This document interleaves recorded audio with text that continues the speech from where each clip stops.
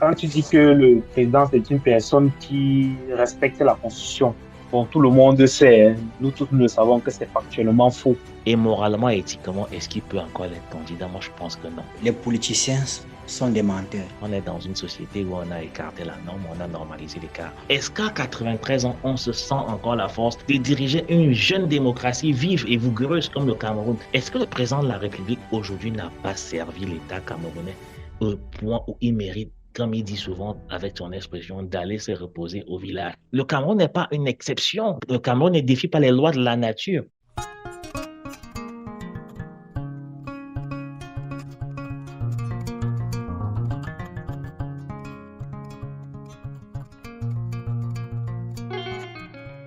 Mesdames, bonsoir, messieurs, bonsoir. C'est un plaisir pour moi de vous retrouver une fois encore après quelques petits moments de repos. C'est surtout un plaisir pour moi de vous retrouver, mesdames et messieurs, après ce mois de juillet qui commence de manière tonitruante. On va le dire comme ça, c'est la première édition de votre podcast, c'est 237 Stories. Et vous le savez, la meilleure manière de s'informer sur les histoires du Cameroun, c'est bel et bien en vous connectant pour avoir tout ce qui concerne l'actualité. Et l'actualité ce soir, c'est surtout en gros des politiques, parce qu'on parle de politique aujourd'hui au Cameroun avec notamment le sujet du jour, le corps électoral est enfin convoqué au Cameroun et les élections présidentielles auront bel et bien lieu le 12 octobre 2025. C'est du moins ce qui ressort du décret signé ce soir par le président Paul Biya. C'est le premier sujet qui sera à l'ordre du jour pour notre podcast de ce jour. Et ensuite, on parle toujours de politique, démission du gouvernement Issa Tiroma, Belobouba Maïgari et bien d'autres encore. Est-ce un acte de trahison ou tout simplement de l'ambition politique de la part des démissionnaires?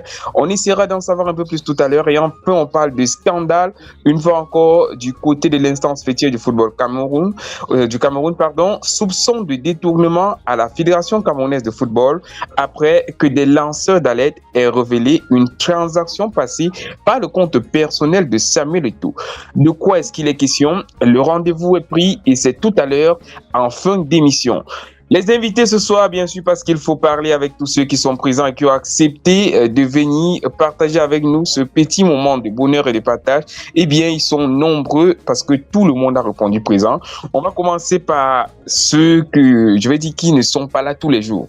J'ai envie de commencer par celui qui était absent depuis un bon moment, mais vous reconnaîtrez sans doute sa voix, vous reconnaîtrez surtout son verbe. C'est celui-là qui marque son grand retour, c'est Olivier. Gars, bonsoir, j'espère que tu vas bien. Bonsoir CWK, bonsoir à tout le panel, bonsoir à toute la team 237 Story. Désolé pour ma voix un peu fébrile, mais je suis des Vaux ce soir et je vais croiser le verbe avec mes chers copanélistes que je salue avec révérence un à un. En commençant par Sepiro, que je viens de connaître, par Chicharito, par Joe et, et à tous ceux qui ne sont pas présents ce soir. Bonsoir.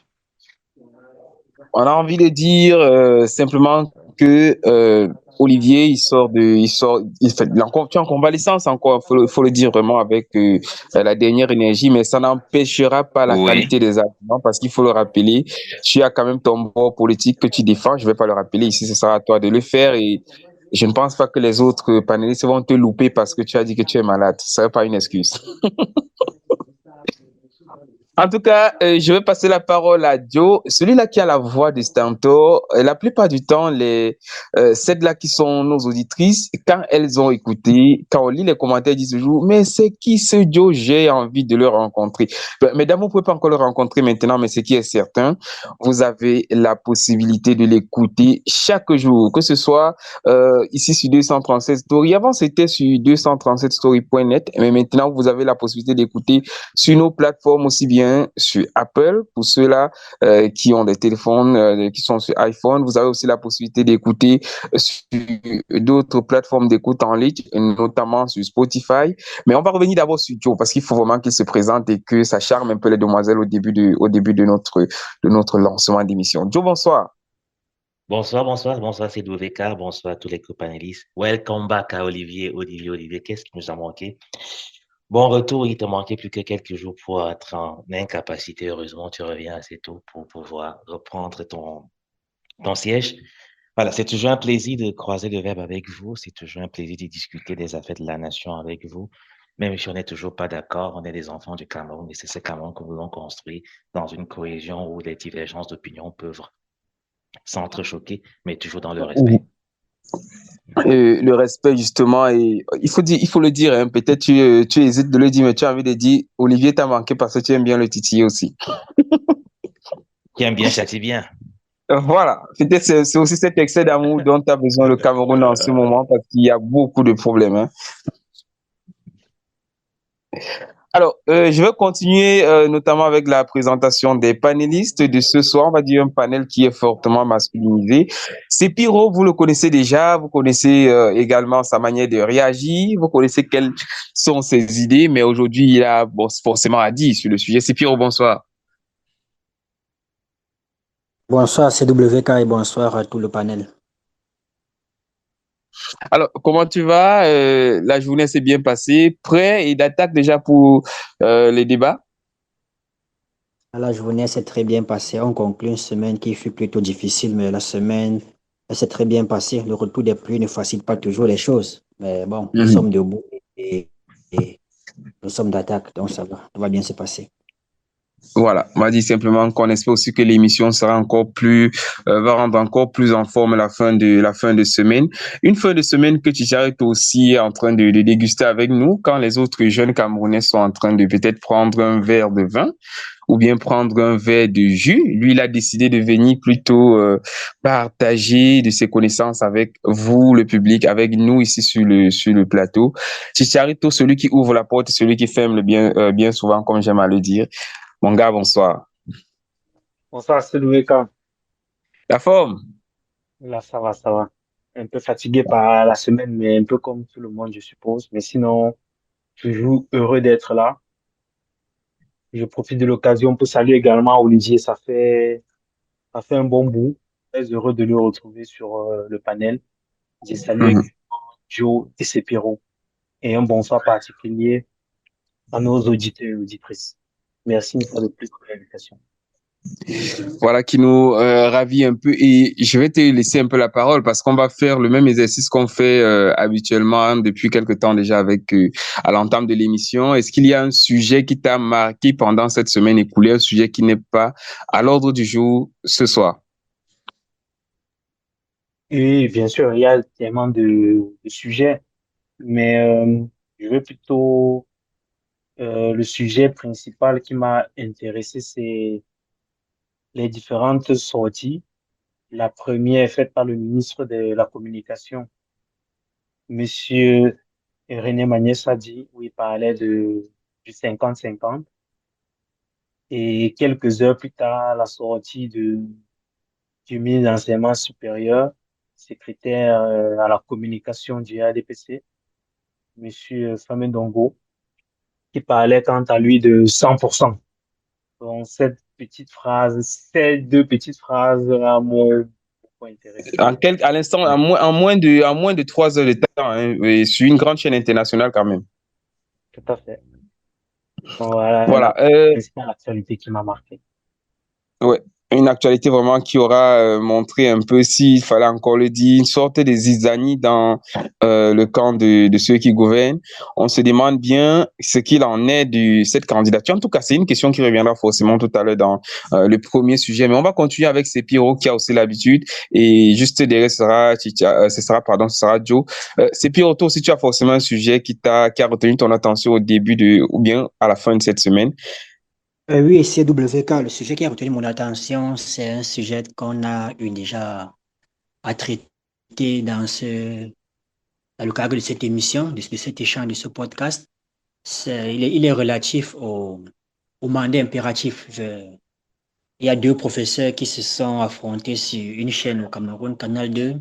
Et jusque-là, on comprend toujours pas qu'on n'a toujours pas levé l'équivoque sur ce sujet. Bon, nous voilà, la campagne est lancée. Je pense que on va trancher les débats dans très peu de temps.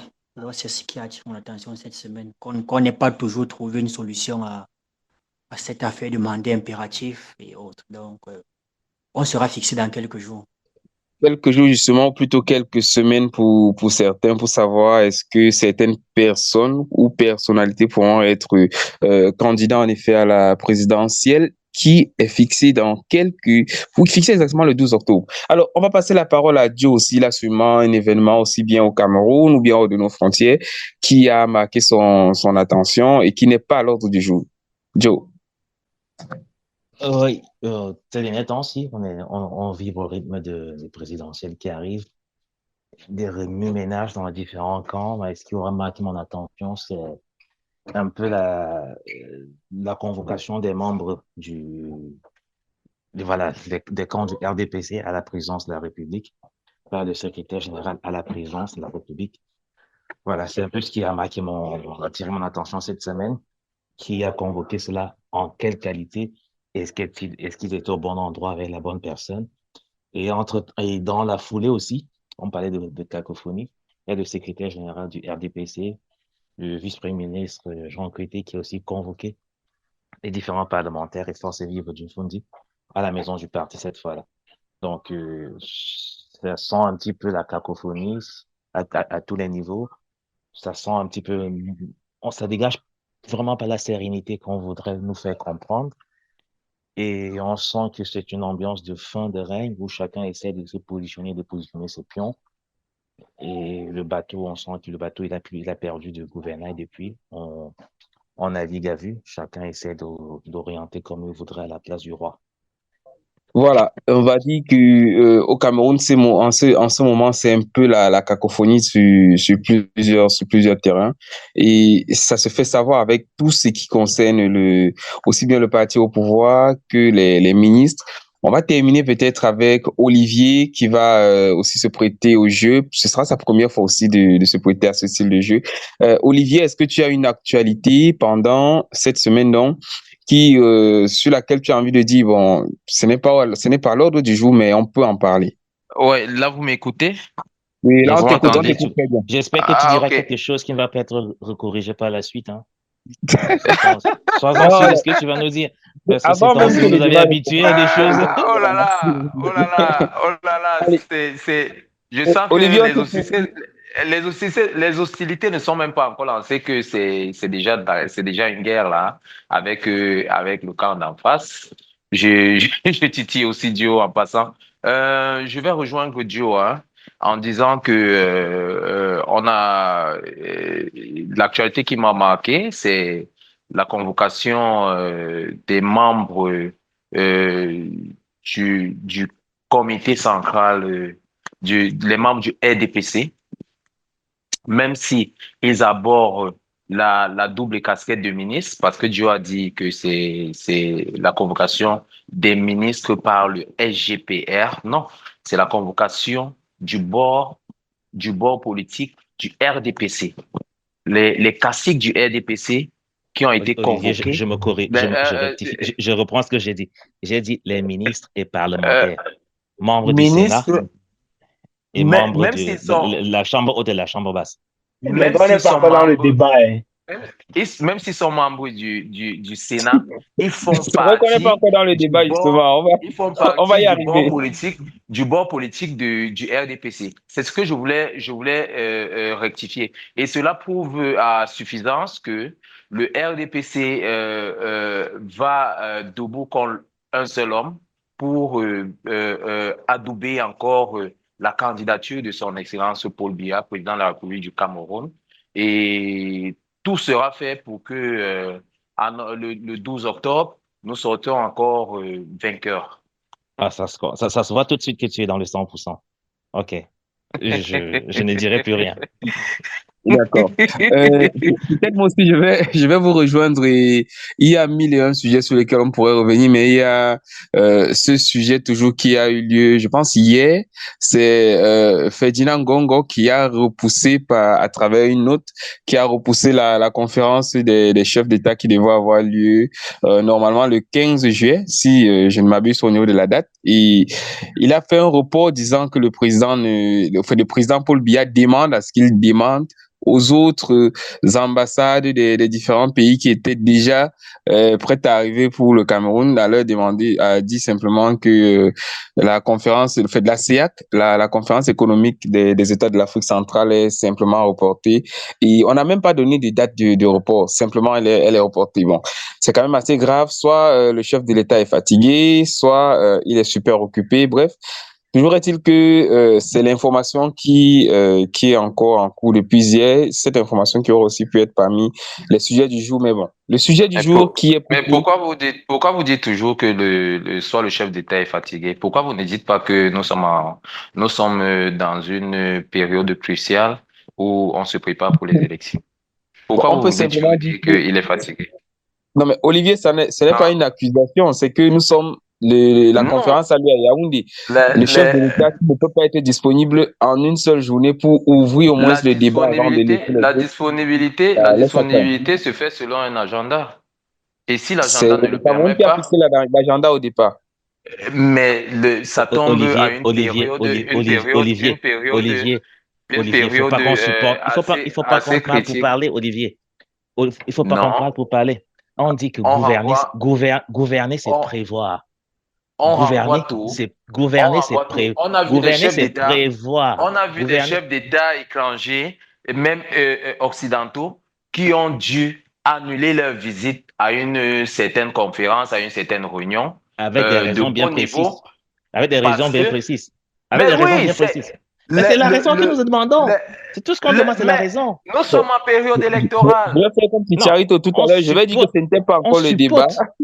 suppose, Peut-être. on est en train Ce de n'était pas supposer. encore le Si débat. ça avait Je été donnais écrit juste noir sur l'actualité qui m'a blanc marqué, que les le gars. président ne peut pas recevoir parce qu'on est en période électorale, ça aurait été clair. Mais là, on est en train de supposer. On cherche à deviner le sexe des anges. On ne sait même pas. C'est Voilà, vous qui parce que devinez le justement, sexe des anges. rien n'a été dit au niveau de On n'a pas Ferdinand Gongo. besoin Il de n'a dire, rien dit de concret. La raison du report n'est pas évoquée. On on n'a pas comprend qu'au besoin de dire RDPC, si les instructions, la clarté et le RDPC, ça fait deux. Le rapport. Bon, peut-être, D'accord. Olivier, on a compris quel est ton camp. On a compris quel est ton camp pour ceux qui hésitaient encore. On va peut-être entrer dans le vif du sujet après que chacun ait donné comme ça l'actualité qui a retenu son attention. On parle aujourd'hui au programme en politique Paul Biya qui convoque le corps électoral pour le 12 octobre 2025. On m'a dit que c'était un peu l'information qui était attendue par tous les Camerounais, par tous les bords politiques. Pour d'aucuns, c'était est-ce qu'il y aura même encore les élections au Cameroun? Mais un peu comme ce fut le cas en 2019, c'était toujours à la même période que les élections ont été donc programmées. Eh bien, on va passer la parole à Sepiro pour ouvrir peut-être le débat sur ce sujet-là. C'est Pierrot, est-ce que c'est une surprise ou bien on va dire que c'était attendu, ce décret de Paul Biya? Merci de me permettre d'ouvrir le débat en ce jour. Moi, je vais dire par rapport au décret du président qui convoque le corps électoral, ce n'est plus une surprise, ce n'est plus une surprise. Les Camerounais, depuis qu'ils s'intéressent de plus en plus à la politique, eux n'ont pas été surpris. Et pour ceux qui sont un peu avisés, qui ont un œil aiguisé, lorsqu'on se déplace dans les rues de Douala aujourd'hui, les Camerounais ils étaient nombreux dans les points d'enregistrement. Quand je me réfère au point de Bonamou Sadi qui est sur la route que j'emprunte pour rentrer chez moi, jusqu'à 16h17, il y avait près de 300 personnes devant le poste d'enregistrement ici à Bonamou Sadi de l'ECAM. Donc, c'est normal, c'est dans la... Nous sommes dans les temps, le président a respecté tout ce qu'il faut. Nous ne sommes pas surpris. Déjà qu'il y avait les rumeurs qui couraient sur l'effectivité de cet appel du corps électoral. Donc, nous ne sommes pas surpris. Il n'a pas surpris les gens, c'est plus dans la normalité que ça s'est fait. Donc, ça va. Il y a pas eu de surprise. Les Camerounais s'y attendaient et je pense qu'ils sont prêts à y aller maintenant.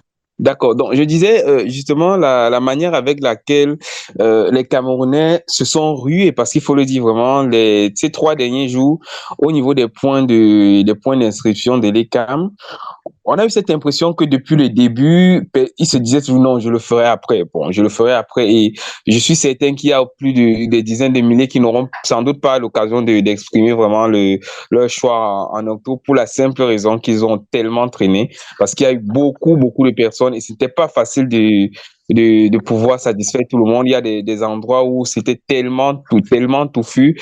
Et à un moment, ils étaient obligés, bien sûr, de fermer les points de l'ECAM. Alors, je vais continuer avec la même question peut-être pour Chicharito cette fois-là. Chicharito, Paul Biya qui décide enfin de parler, est-ce que pour toi, on se serait attendu à ce que ce soit un éternel Ferdinand Ngongo qui continue à faire la tête d'user de sa délégation de signature? Charito, pour toi, justement, est-ce que le fait que ce soit Paul Biya qui convoque le corps électoral, ce qui est normal, mais avec la délégation de signatures qui était devenue pratiquement permanente avec Ferdinand Ngongo, est-ce qu'on a l'impression que les choses reviennent un peu à la normale et que finalement, ce que tous les Camerounais attendaient est arrivé? Est-ce qu'on a l'impression que les choses reviennent un peu à la normale? Non. Est-ce que c'est ce que tous les Camerounais attendaient? La plupart, la majorité, oui. Et maintenant, voilà, on doit être tous focalisés sur le 12 octobre. Là, le 12 octobre doit être notre prochaine, une date historique pour, euh, pour les Camerounais et pour le Cameroun tout entier.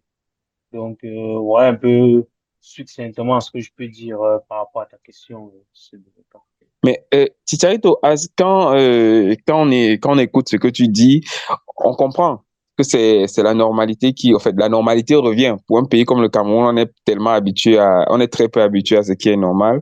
Est-ce que c'est finalement assez tôt, assez tard, ou bien c'est vraiment le respect de la Constitution qui est de mise? Je vais vous dire pourquoi je parle du respect de la Constitution plus tard.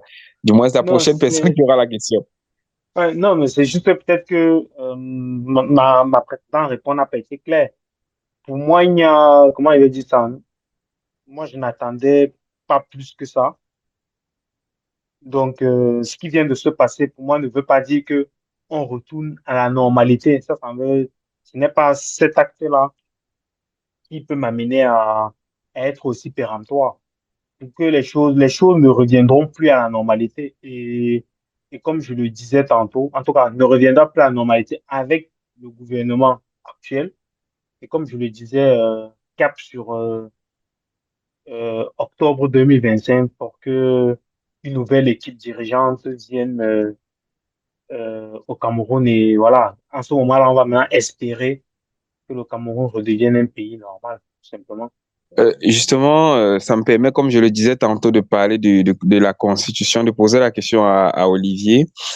Olivier, on a constaté depuis quelque temps, quand les débats sont en train de tourner, toujours très frais ces temps-ci, ce type de débat, qui tourne autour de la Constitution, notamment avec la Constitution qui est au-dessus de tout ce qui concerne les lois, surtout notamment celle de l'ECAM, qui ne pourrait peut-être, là je dis peut-être, qui ne pourrait peut-être retenir certains candidats que selon le fait qu'ils soient présents à l'Assemblée nationale. Est-ce que avec le respect de la Constitution, comme ça a été le cas ce soir par le président Paul Biya, est-ce que tu penses, en te projetant dans quelques semaines, quelques mois, que la Constitution pourra aussi être respectée et qu'on verra tout le monde avoir le droit de participer à cette présidentielle? Merci CWK. Une question très intéressante.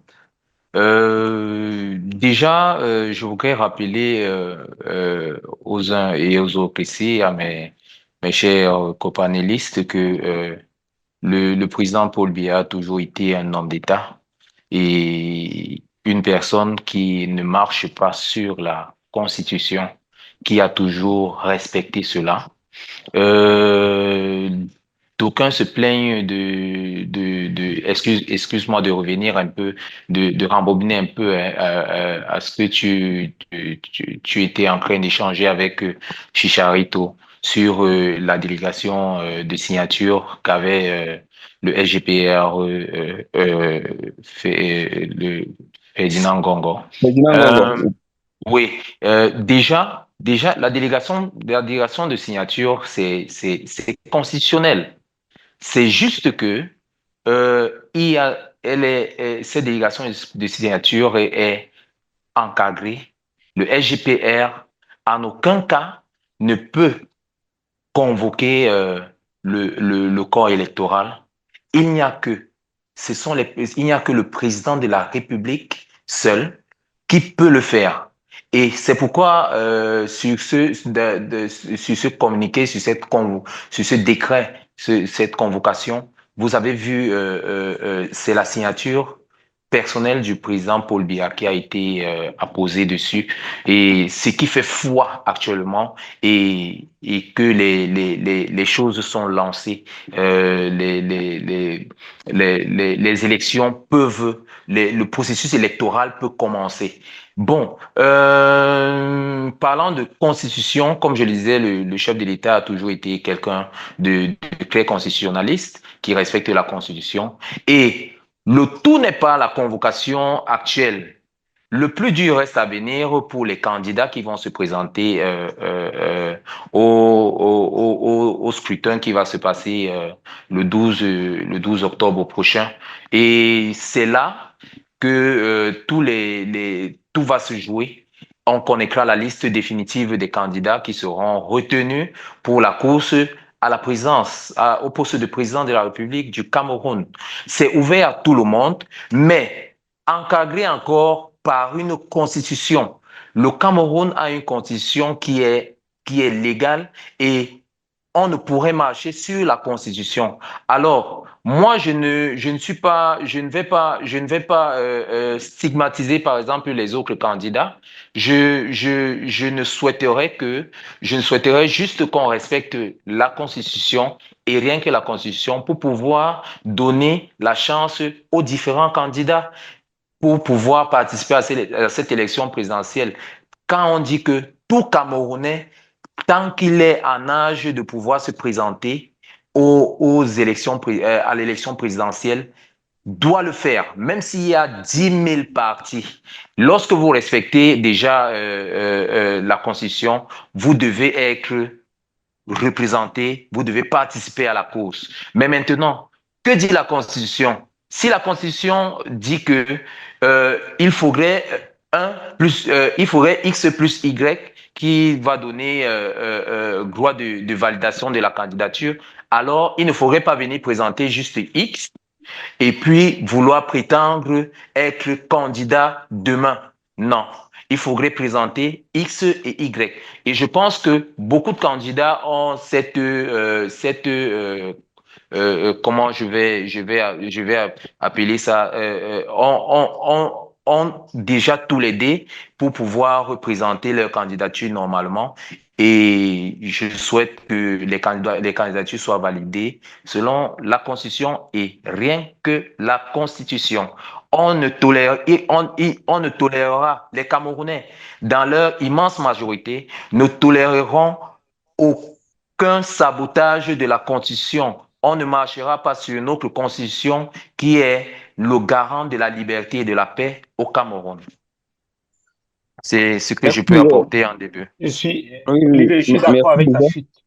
Je suis d'accord avec ta chute, Olivier. Par contre, juste un point, je vais aller très vite. Quand tu dis que le président, c'est une personne qui respecte la Constitution, bon, tout le monde sait, nous tous nous le savons que c'est factuellement faux. L'article 66 est là et attend un décret d'application. Et jusqu'aujourd'hui, il n'a toujours pas été appliqué. Je donne juste cet exemple-là pour vous dire que c'est pas vrai ce que tu as dit. Mais sinon, je suis d'accord quand même avec ta chute. Et par rapport à la délégation des signatures, Olivier, ça a toujours existé, c'est vrai. Sauf que ici, il y a une spécificité, ou bien je dirais même deux. La première, c'est la délégation permanente des signatures. Et ajouté à ça, la deuxième spécificité, c'est que le SGPR a cette fois-ci le droit de discriminer les dossiers qu'il souhaite présenter au président de la République. Je ne crois pas que c'était le cas par le passé. Non, ça a toujours été le cas. Ça a toujours été le cas chez Charito. Ça a toujours Où été le le cas. SPR discriminait les dossiers. Oui. Ok, Ça a toujours été le cas, d'accord. même sous l'ère du président Ahidjo. Ce n'est que constitutionnel. Ne va pas penser que il va discriminer pour son bon vouloir. Non, il doit être à la hauteur et il doit servir les intérêts de la nation. Premièrement, si les intérêts de la nation sont déjà servis, alors je ne vois pas pourquoi la discrimination ici, bien que ce soit un mot typiquement qui engage le sentiment personnel à juger Ouais, une mais chose, mais si ça reste dans l'encadrement, comme par exemple la direction du pays par le président de la République qui dirige ok, selon la Constitution 7, mais selon attends. son appréciation, Ouais, mais il n'y a pas de juste je problème. te donne, juste je te donne un autre exemple pour te montrer que ça aussi c'est factuellement faux. On a eu l'histoire de la canne qui a glissé. On sait tout ce qui s'est passé.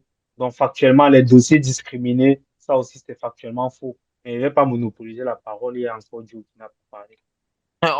On pourrait discuter sur ça de midi à 14 heures, hein, et je te prouverai qu'il n'y a pas eu de discrimination aussi là. On va pas vous laisser arriver à 14 heures, hein, les gars. Le temps pour nous Mais nous, on peut-être va pas vous de laisser, passer. franchement, on va pas vous On laisser va arriver à passer d'abord la 14. parole à Chicharito. Pardon, pas à Chicharito, il vient de prendre la parole du soir. À Joe, pardon. On va passer la parole à Joe et le temps pour lui de s'installer. On va rester sur le sujet, il est temps, parce qu'il y a vraiment beaucoup à dire dessus. Ils sont prêts ou pas. Avant même d'aller, je le disais avec les autres, il y a cette impression qu'enfin, la vie politique du Cameroun va encore redémarrer, parce qu'à un moment, c'était un peu du tapage. Mais là, c'est du concret maintenant. Les partis politiques qui veulent présenter un candidat peuvent désormais commencer à faire des tractations, si ce n'était pas déjà le cas. Est-ce que, au final, le fait que Paul Biya convoque le corps électoral, on va dire que tout simplement, c'est ce que tout le monde attendait. Ça, c'est vrai, mais que finalement, c'est la bonne marche de la cité camerounaise qui est en cours et que l'on doit suivre simplement. Nous autres, on va suivre la vague.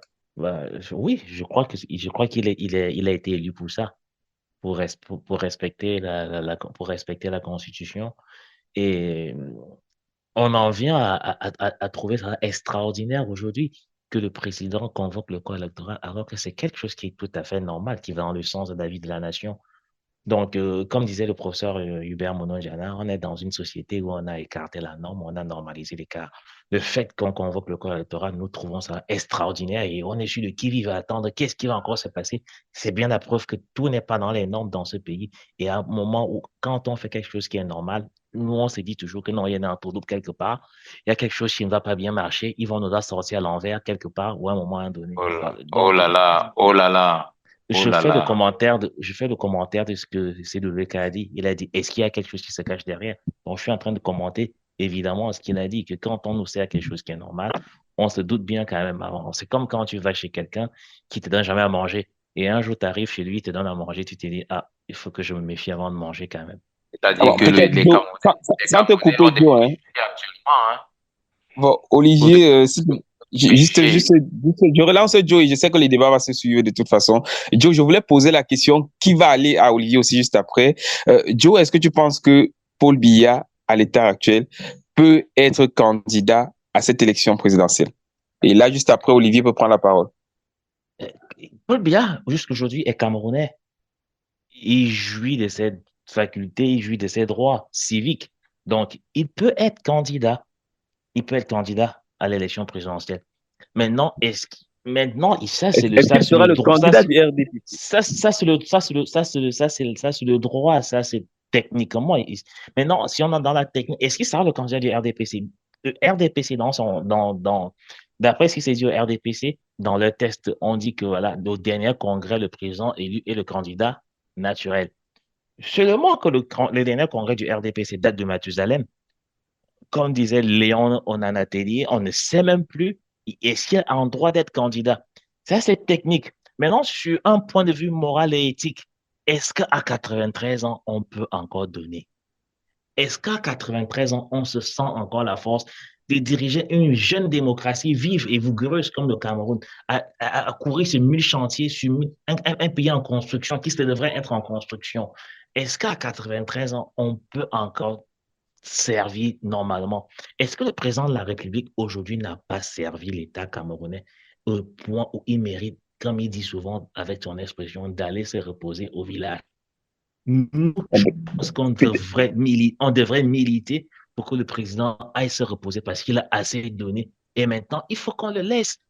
Il faut qu'on le laisse se reposer parce que j'ai peur aujourd'hui que d'autres, qu'il y ait d'autres ficelles derrière qui veulent faire du mal à cet homme-là qui a servi le Cameroun. Laissons-le aller se reposer. Il a 93 ans. Ne l'utilisons pas à d'autres fins. Qu'il parte en paix et qu'il aille se reposer et qu'il devienne quelqu'un, un sage qu'on viendra consulter. Je ne vois aucun dirigeant dans ce monde qui a 100 ans puisse encore être dirigeant de ce monde. Je ne vois pas. Le Cameroun n'est pas une exception. Le Cameroun n'est pas un pays sur Mars. Le Cameroun ne défie pas les lois de la nature.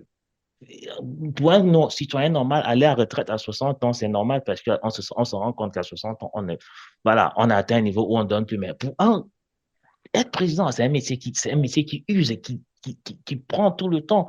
Voilà. Est-ce que techniquement, pour le RDPC, est-ce qu'il est candidat? Ça se discute. Il est citoyen camerounais, est-ce qu'il peut être candidat? Oui. Et moralement et éthiquement, est-ce qu'il peut encore être candidat? Moi, je pense que non. Peut-être on va aller avec toi, Olivier, justement une question qui va être le prolongement de celle de Joe. Il y a tout récemment un membre du RDPC qui devient de plus en plus présent sur la place publique, Léon Tellier Onana, qui a dit que Paul Biya actuellement piétinait les textes et n'était plus dans les droits en ce qui concerne une éventuelle candidature. Et il a dit qu'il se déclarait lui-même aussi comme potentiel candidat vu qu'il n'y a pas de congrès pour désigner qu'il n'y a pas eu de congrès jusqu'ici pour désigner qui sera le candidat du RDPC. Donc, Léon Tellier Onana s'est élevé et a dit qu'il veut faire face au candidat Paul Biya. Olivier, est-ce que tu penses que le président de la République peut sortir une surprise, la surprise du chef et simplement se retirer?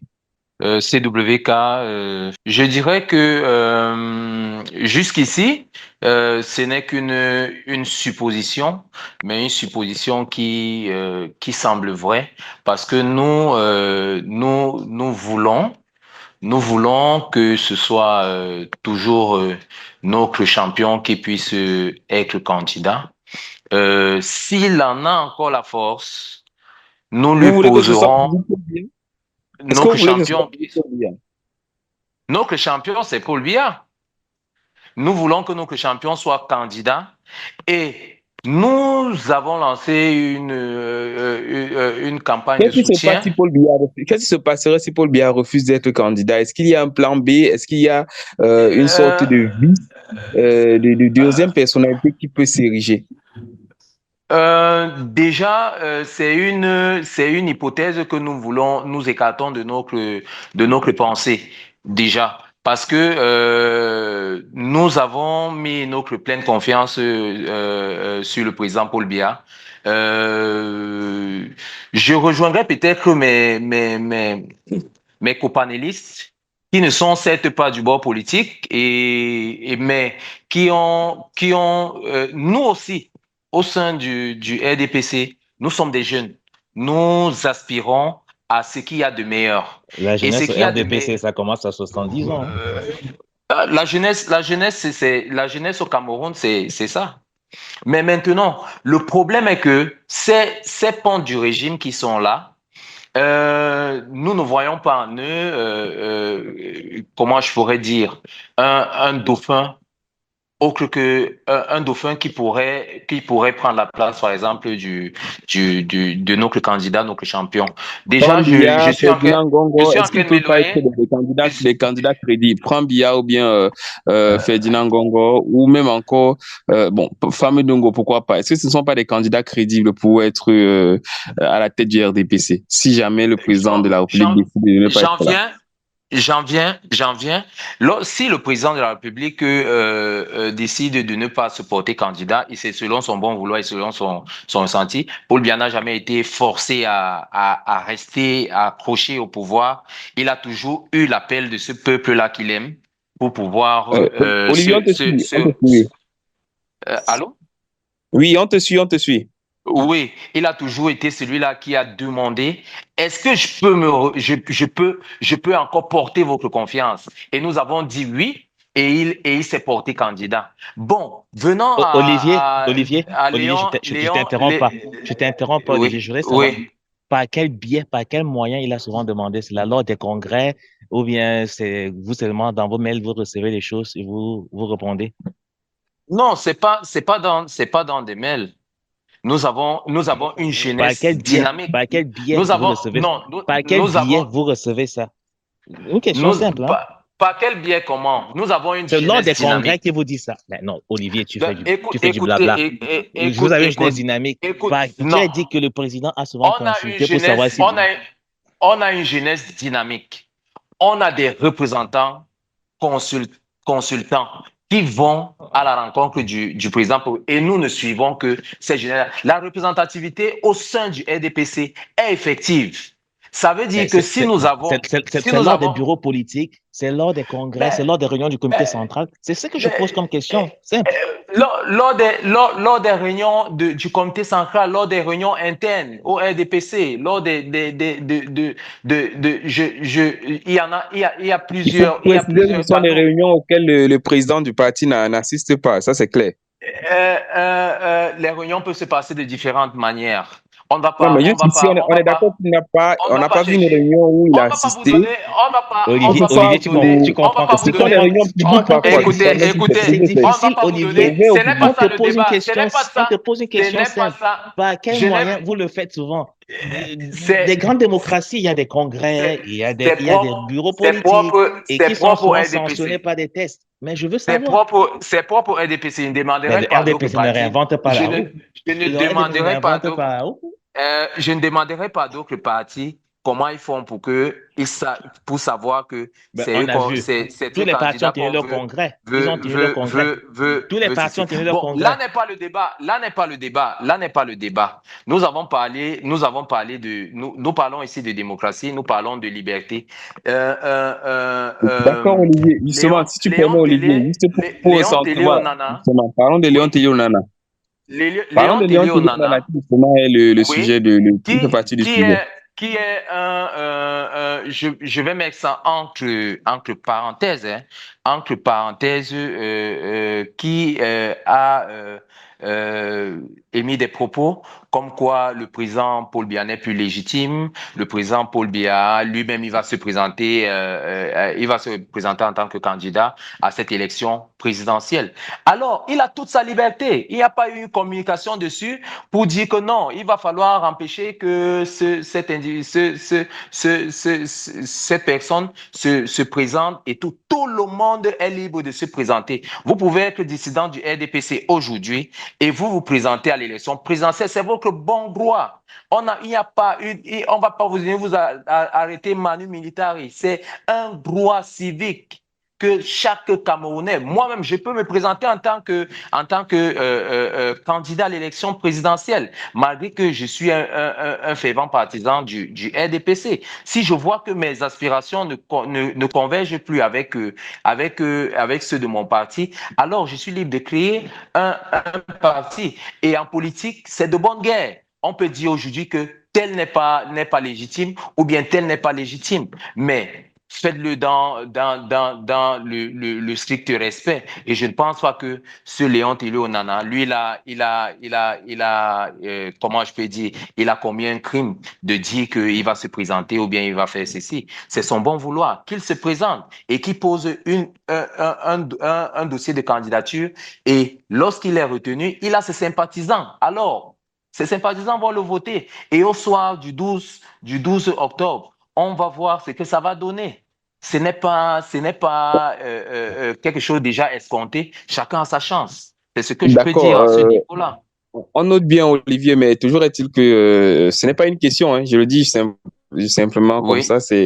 certain que ce n'est pas le 12 octobre qu'on aura le prochain président, même si au soir, vu comment le décompte des votes est souvent fait au Cameroun. Alors, je vais poser la question, la prochaine question à Sepiro qui est déjà en train de frétiller de son côté également. Sepiro, est-ce que tu penses que avec les élections à venir le 12 octobre prochain, si Paul Biya se présente une fois encore comme candidat, ça risque d'être la candidature de trop? Est-ce qu'il devrait, par exemple, comme l'on fait savoir, un peu plus d'1 million de signataires déjà sur une plateforme de pétition en ligne des Camerounais qui ne veulent plus de Paul Biya comme qui ne veulent même pas carrément qu'il se présente, mais qui désirent qu'il prenne sa retraite. Est-ce que ce sera la candidature de trop, Sepiro, pour le 12 octobre prochain? Ok, CWK, je vais commencer si vous me permettez de faire un petit retour. Lorsqu'on parle de normalité, dans le fait que Paul Biya convoque le conseil électoral, en fait, le dernier mandat de Paul Biya va s'achever en octobre. Et vous savez que dans les pays africains où on a des instabilités, c'est lorsque le président a voulu soit prolonger son mandat, soit ne pas respecter en fait ce mandat. Donc le mandat qu'il a commencé en 2018 s'achève en octobre de cette année 2025. Et selon le code électoral, il doit convoquer le code électoral 90 jours avant la fin de ce mandat. Donc nous sommes dans le temps. Si on prend d'aujourd'hui, donc de demain le 12 au 12 octobre, nous avons net 90 jours. Donc nous sommes dans la normalité. Donc ça ne devrait même pas titiller. Donc nous étions prêts pour cela, comme on va dire. Maintenant, quand vous posez la question de savoir si ce sera le mandat de trop, moi je vais vous dire oui. Je vais vous dire oui, ce sera le mandat de trop. On n'enlève pas au président Paul Biya le fait qu'il peut se présenter. La loi, le droit camerounais, la loi, les textes lui donnent cette capacité-là, lui permet, l'autorise de se présenter parce qu'il joue de ses droits politiques et civiques. Donc, il n'y a aucune restriction s'il n'investit pas son parti. Il peut se représenter, mais maintenant, nous, Camerounais, lorsque nous essayons d'analyser son dernier mandat, et même si les 2 derniers mandats, est-ce que le président doit se représenter à une nouvelle élection au Cameroun? Non. Il n'est pas question d'être, je pense même de représentation même. Ce n'est déjà pas bon. Pourquoi je le dis? Parce que ça fait 7 ans que le président dirige. Nous n'avons pas ressenti le président. Je parle de présence. De présence. Ce n'est pas le président qui gère ce pays. Tout le monde l'a dit au Attends, départ. est-ce que quand tu parles de présence, tu veux dire, est-ce qu'il devrait être sur place? Est-ce qu'il devrait être à certains endroits, comme ça a été le cas, par exemple, quand il était encore au début ses premières années en tant que président, où on le voyait un peu partout, faire des exercices physiques, et être présent à toutes les conférences. Est-ce que c'est de ça que tu parles? Ou bien c'est simplement la présence à travers la signature des textes? Je parle de présence, même à ma signature de texte, le président n'est pas là, puisqu'il a délégué sa signature à l'ouverture de cette émission. Les autres panélistes l'ont dit, il a délégué la signature. Donc, il n'y a que pour des cas où il doit obligatoirement signer qu'on le voit présent, que ce soit dans les sommets, au Cameroun, peut-être pas pour ce mandat, si je ne sais pas si on a tenu un seul conseil des ministres. Alors, comment est-ce que ces ministres se déploient? Quand est-ce que le président est sorti accompagner son peuple, parler à son peuple, hormis les traditionnelles fêtes qu'on a au Cameroun? Donc nous ne sentons pas le président. Donc en fait, nous au Cameroun aujourd'hui, on se dit qu'on n'a pas un président. On ne le voit pas, on ne l'entend pratiquement pas. C'est 20 minutes. Si on sommes sur 7 ans, je ne pense pas qu'on a 24 heures qu'on l'écoutait. Entre les discours du 11 février, je ne sais pas, du 20 mai, je ne pense pas que ça fait 24 heures. Donc, moi, je dirais que ça sera le mandat de trop. Si Paul Biya venait à se représenter déjà, ça serait un gros problème. Et maintenant, Un gros problème pour qui? pour les Camerounais, pour nous, Camerounais qui vivons, je sais que les militants du RDPC... Pas pour Olivier apparemment. Non, non, Olivier, oui, il est dans son droit. Il est dans son droit, c'est son droit, c'est la liberté. Mais moi, je dis, comme Olivier l'a aussi dit au départ, ça doit être aussi un problème pour Olivier. Parce qu'au départ, il nous a fait comprendre que Paul Biya est un monsieur qui est un homme d'État et qui respecte les textes. Alors, dans les conditions pour être candidat, il faut être investi par son parti. C'est vrai que la condition ne définit pas comment être investi, mais chaque parti politique a un canevas pour investir son candidat. Est-ce que le RDPC respecte ses textes. Donc, je pense que le militant qui laisse de côté ses émotions, qui appelle sa raison, et qui dit, OK, on va mettre les textes là avant de réagir, on va laisser l'émotion de soutien ou bien on va laisser les déclarations angéliques, la déification du chef. Ils doivent se poser la question, est-ce qu'à l'heure qu'il est, ou bien le républicain s'en tient au texte pour se présenter à l'élection présidentielle de 2025? Une fois qu'il a croisé les textes et qu'il a tiré la réponse avec raison, là, on comprend qu'il y a problème. Le président ne devrait plus se présenter selon moi. Je parle de présentation, je ne parle pas encore de gagner les élections, je parle de présentation. Il ne devrait plus se présenter à l'heure qu'il est. Ça, c'est ma vision de la chose. D'accord. Voilà qui est dit. On va fermer ce sujet avec Chicharito. Et j'ai envie de demander aussi, un peu comme les autres, si Paul lui a en fait trop, mais je pense que ce sera léger. Et je te dirais donc plutôt, est-ce que tu penses, Chicharito, actuellement, si, avec forcément la candidature à venir de Paul Biya, on en sait vraiment trop, rien, c'est encore le gros suspense. Est-ce que c'est l'occasion aussi pour ceux-là qui sont de son côté en tant que ministre, en tant que turiféraires, ceux-là qui ont toujours été ses griots, est-ce que c'est le moment pour eux soit de chercher leur position, c'est-à-dire essayer de se creuser un petit trou, ils vont se cacher déjà, soit commencer à modérer leur discours au cas où le président peut perdre les élections afin de ne pas être mal vu par le président à venir. Est-ce que c'est le bon moment pour eux de chercher le bon camp? Est-ce que c'est le bon moment? Ça dépend de quel ministre. Je dis ça pourquoi? Parce que imaginons un ministre comme celui de l'enseignement supérieur. Peu importe le revirement qu'il puisse faire. Imaginons, il veut faire comme Siroma ou comme Bello Bouba. Franchement, du côté de l'opposition, je ne parle pas au nom de l'opposition, mais pour moi, ça sert à rien qu'il vienne dans l'opposition. Qu'il prenne ses clics et ses claques et qu'il aille se réfugier dans un autre pays étranger comme ils aiment bien le faire. Mais pour un ministre comme celui-là, aucune repentance n'est possible de son côté. Et ils sont nombreux comme ça au sein du gouvernement. Ils nous ont tellement martyrisés que, honnêtement, à moins de 3 mois des élections, il n'y a plus rien qui puisse faire pour que nous puissions Mais pourquoi les aucune accepter dans la repentance, famille. Chicharito? Est-ce que ça, on devrait avoir peur donc d'une sorte de chasse aux sorcières si jamais Paul Biya n'est plus aux C'est affaires? la question que je voulais poser.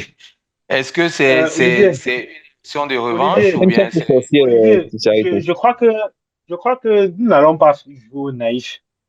Il n'y aura Mhm. pas une chasse aux sorciers. On ne va pas poursuivre les uns les autres.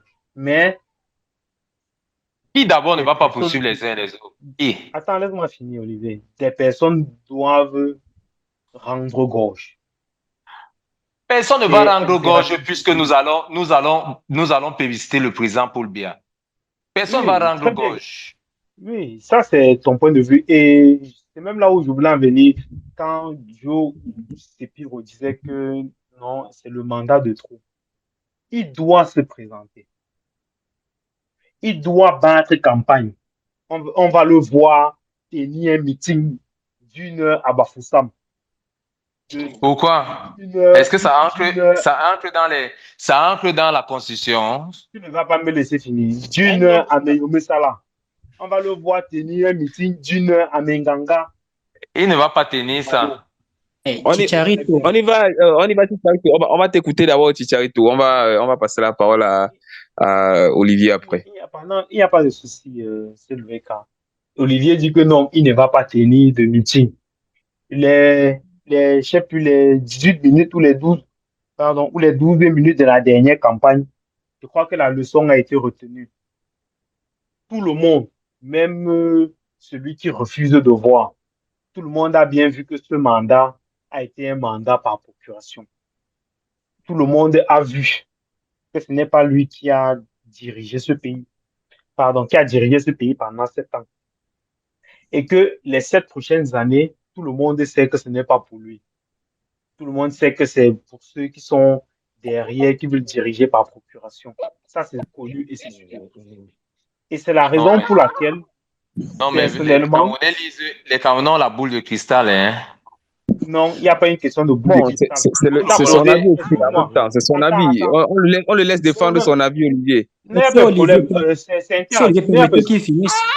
Non, il n'y a pas de souci. C'est interactif. Ça Je va, vais te poser juste une ça va. question. Ne mets pas 30 minutes avant de me répondre. Le président a tenu combien de conseils ministériels pendant ce mandat?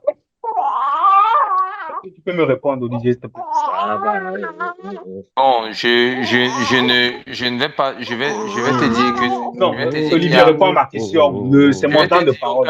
Je te donne juste aucun, 30 secondes. Il n'était pas de 5 minutes. Merci. aucun, Non, il a tenu aucun, un. Pas aucun. Non, un seul. un seul. Ok. Oui, un seul. Voilà. Merci Il a quand même. tenu au moins ça. Ce n'est pas au moins un. Il a tenu un seul. Il devait Ce en n'est pas tenir au moins un, combien? c'est un. Sept, C'est un. comme les 7 ans Comment? aussi. Il devait en tenir 7, comme les 7 ans aussi. Dans un pays normal, on tient au moins un conseil ministériel par semaine. Minimum un par Par semaine. semaine. Par semaine, oui. Dans un pays qui fonctionne normalement, c'est un conseil ministériel par semaine. Mais Bon, c'est une norme écrite Bref. par qui? Olivier, Euh, Tchicharito, pour ne pas avoir à monopoliser les débats, il faut qu'on change de thématique. On va aller à la seconde thématique. Mais je vais dire juste quelque chose par rapport à ce conseil de ministres qui devrait être tenu régulièrement. Il y a le ministre Grégoire Ona, ministre du Travail, qui a un peu fait une sortie qui m'a amusé, où il disait quel est le besoin. Il pose, le journaliste lui demande pourquoi on ne tient pas de conseil de ministres. Et il y a des ministres qui sont nommés, mais qui n'ont jamais rencontré Paul Biya. Et le ministre Grégoire Ona de répondre aux journalistes, c'est pour faire quoi les conseils des ministres? Bon, dans un pays normal, je me demande si c'est que le pays fonctionne normalement et ces ministres rendent donc compte à qui? Au chef du gouvernement qui n'a pas l'air respecté ou bien à quelqu'un d'autre. Là, on ne sait vraiment pas trop. Donc, on va passer à non, autre chose, hein, si octobre vous n'est le plus loin, permettez. c'est le cas. Octobre n'est plus loin. Vas-y, tu C'est peux continuer. l'occasion pour chacun de sanctionner ou pas, Il y ou bien aura tout quoi en simplement octobre? Il y aura quoi en d'exprimer son octobre? avis. Alors, il y aura des élections présidentielles, Olivier. On va passer avec votre permission, s'il vous plaît, à la deuxième thématique du jour. On reste toujours en politique et je faisais bien d'évoquer, je pense encore tout à l'heure, les candidats aux élections présidentielles et surtout en politique cette fois-ci pour la deuxième thématique. Démission du gouvernement, démission avec S, s'il vous plaît. Issa Tiroma Bakari, ancien ministre de la Communication, porte-parole du gouvernement et jusqu'à récemment, avant sa démission, il était encore le ministre de la formation, non pas de la formation professionnelle, là c'était le ministère de Joseph Lé. Donc jusqu'à présent encore, il était au niveau de l'emploi, de la formation professionnelle. Oui, Donc, il était ministre de la formation professionnelle. Joseph Lay est plutôt ministre de la fonction publique et de la réforme administrative. voilà, oui, Minfopra, voilà exactement. Donc, c'est ministre de l'Emploi et de la formation professionnelle donc pour Issa Tiroma Bakari. Merci beaucoup à toi, Joe. Merci surtout pour l'éveil. Et donc, Issa Tiroma Bakari est le premier qui a sonné le gong du réveil, entre guillemets. Et bizarrement, c'est le réveil, on va le dire, du Grand Nord parce que il a décidé de quitter le gouvernement et est suivi, bon, il est président du parti politique FNSC et juste derrière, c'est Bello Bouba Maïgari qui claque également la porte du gouvernement et qui quitte son ministère en disant, eh bien, je quitte, je quitte parce que je vais rejoindre l'opposition. Et on a envie de dire, bon, cette opposition, où est-ce qu'elle était depuis? Parce que c'est également le moment opportun, peut-être le moment opportun pour claquer la porte à 3, 4 mois des élections. Eh bien, c'est la grande question que l'on se pose ce soir. Donc, est-ce que c'est de la trahison ou tout simplement c'est de l'ambition politique? C'est la question que l'on te pose à toi, Joe, d'abord. Est-ce que c'est cette vague de démission, parce que ça fait 3 ministres quand même, ministres et ministres délégués, est-ce que c'est un moment de trahison de la part de ceux-là qui ont toujours été les alliés de Paul Biya, ou bien c'est juste une manœuvre politique ambitieuse de leur part? Oui, comme je le disais, comme j'ai l'habitude de le dire, c'est l'ambiance de fin de règne.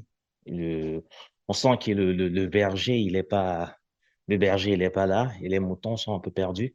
Chacun essaie de se trouver où il peut se trouver. Donc, voilà. Est-ce que c'est des démissions sincères? Est-ce que c'est des trahisons? Oui, c'est une double trahison parce qu'ils ont d'abord trahi ce peuple-là qui leur a fait confiance en entrant au gouvernement. Et maintenant qu'ils se rendent compte à quelques mois de la fin, ils essayent aussi de sortir de ce gouvernement.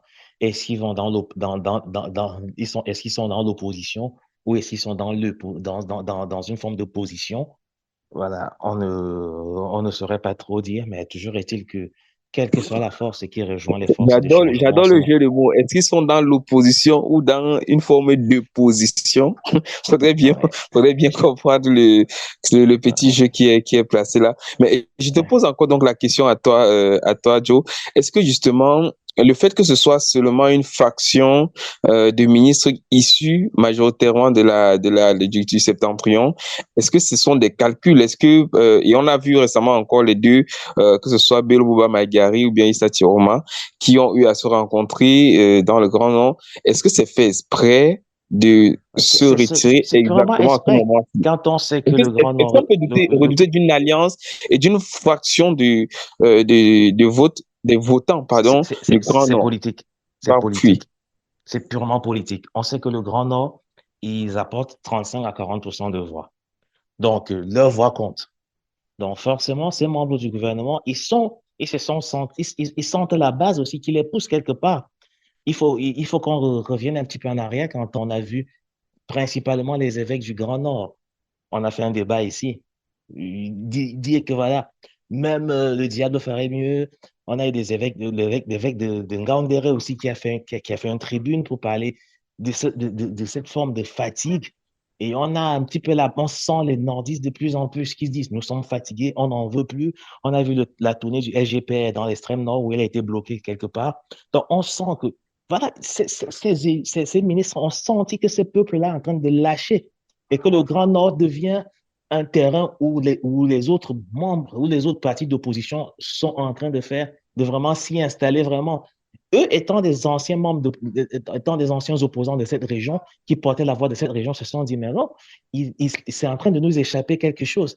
Même pour l'après, pour se positionner, il faudrait que, voilà, qu'on aille discuter, même si c'est pour rediscuter avec le RDPC après, il faut que le RDPC sente que, voilà, il y a quelque chose qui ne va pas. Et c'est pour ça que le RDPC aujourd'hui, on a donné un parti tout faire au maire de Pitoa.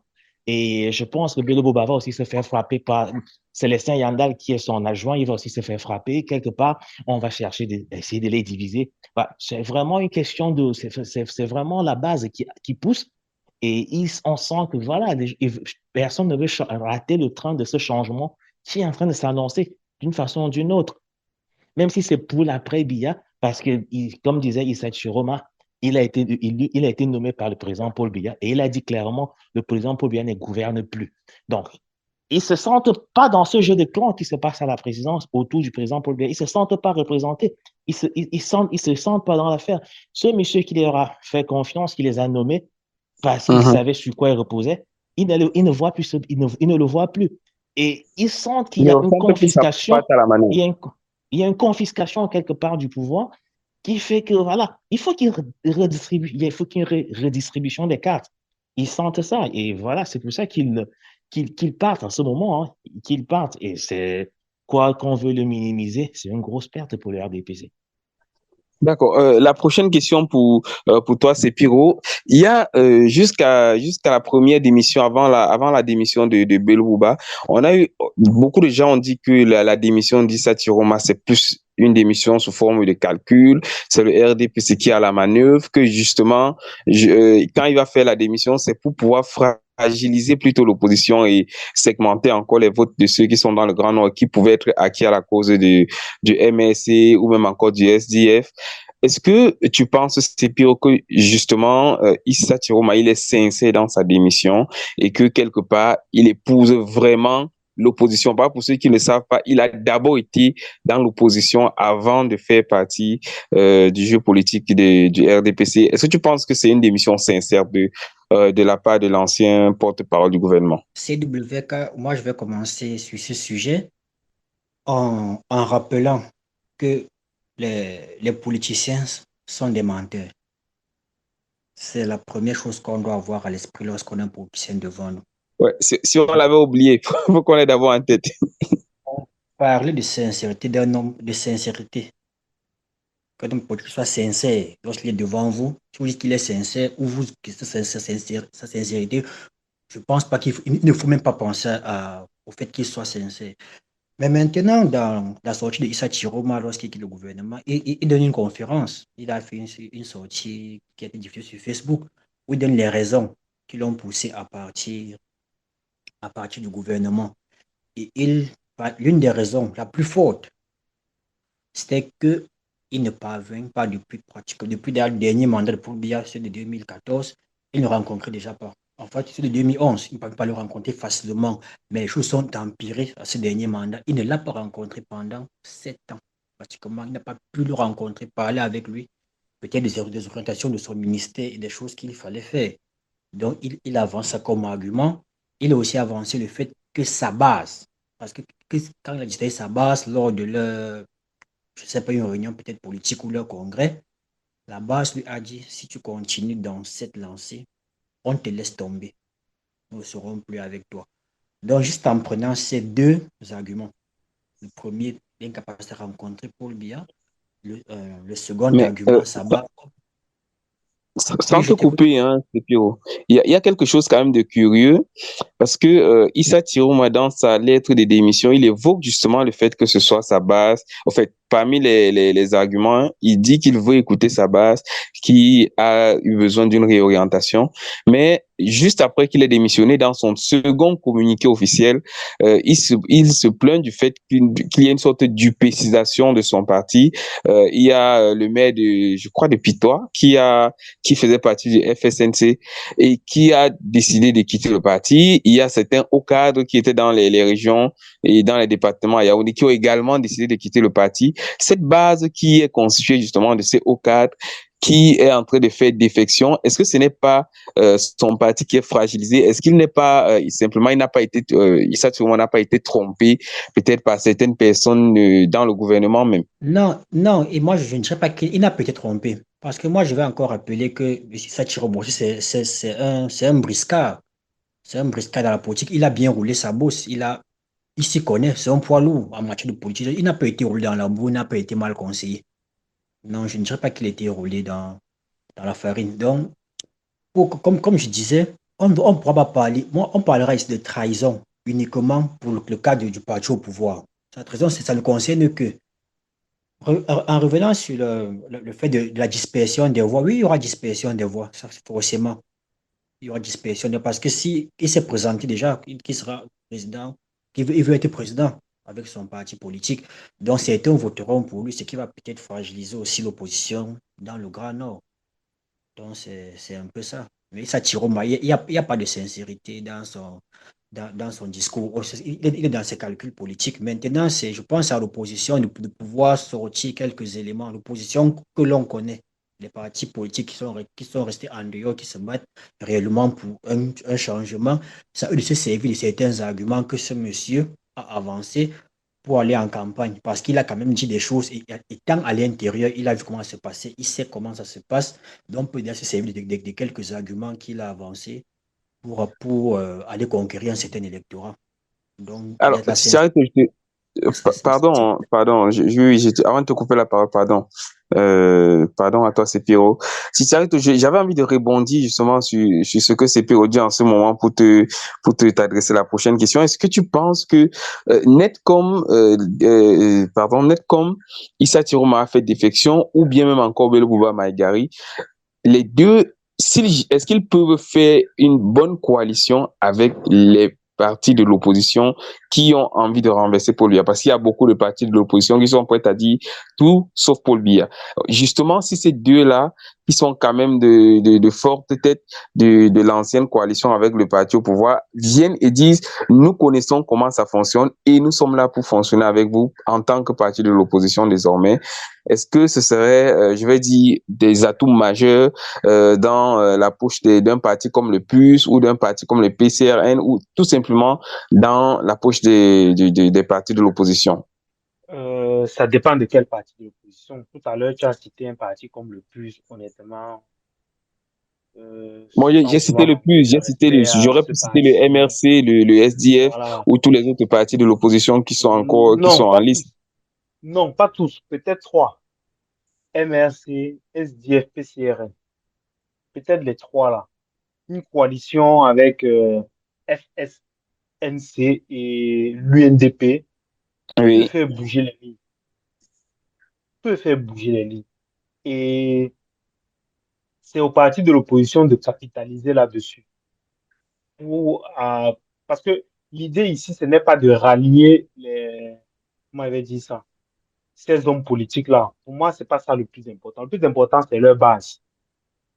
oui, Et on a vu récemment, lors d'une descente du SGPR dans les régions dans le Grand Nord, comment les populations du Grand Nord ont vraiment marqué, dans un premier temps, leur rupture avec le parti au pouvoir.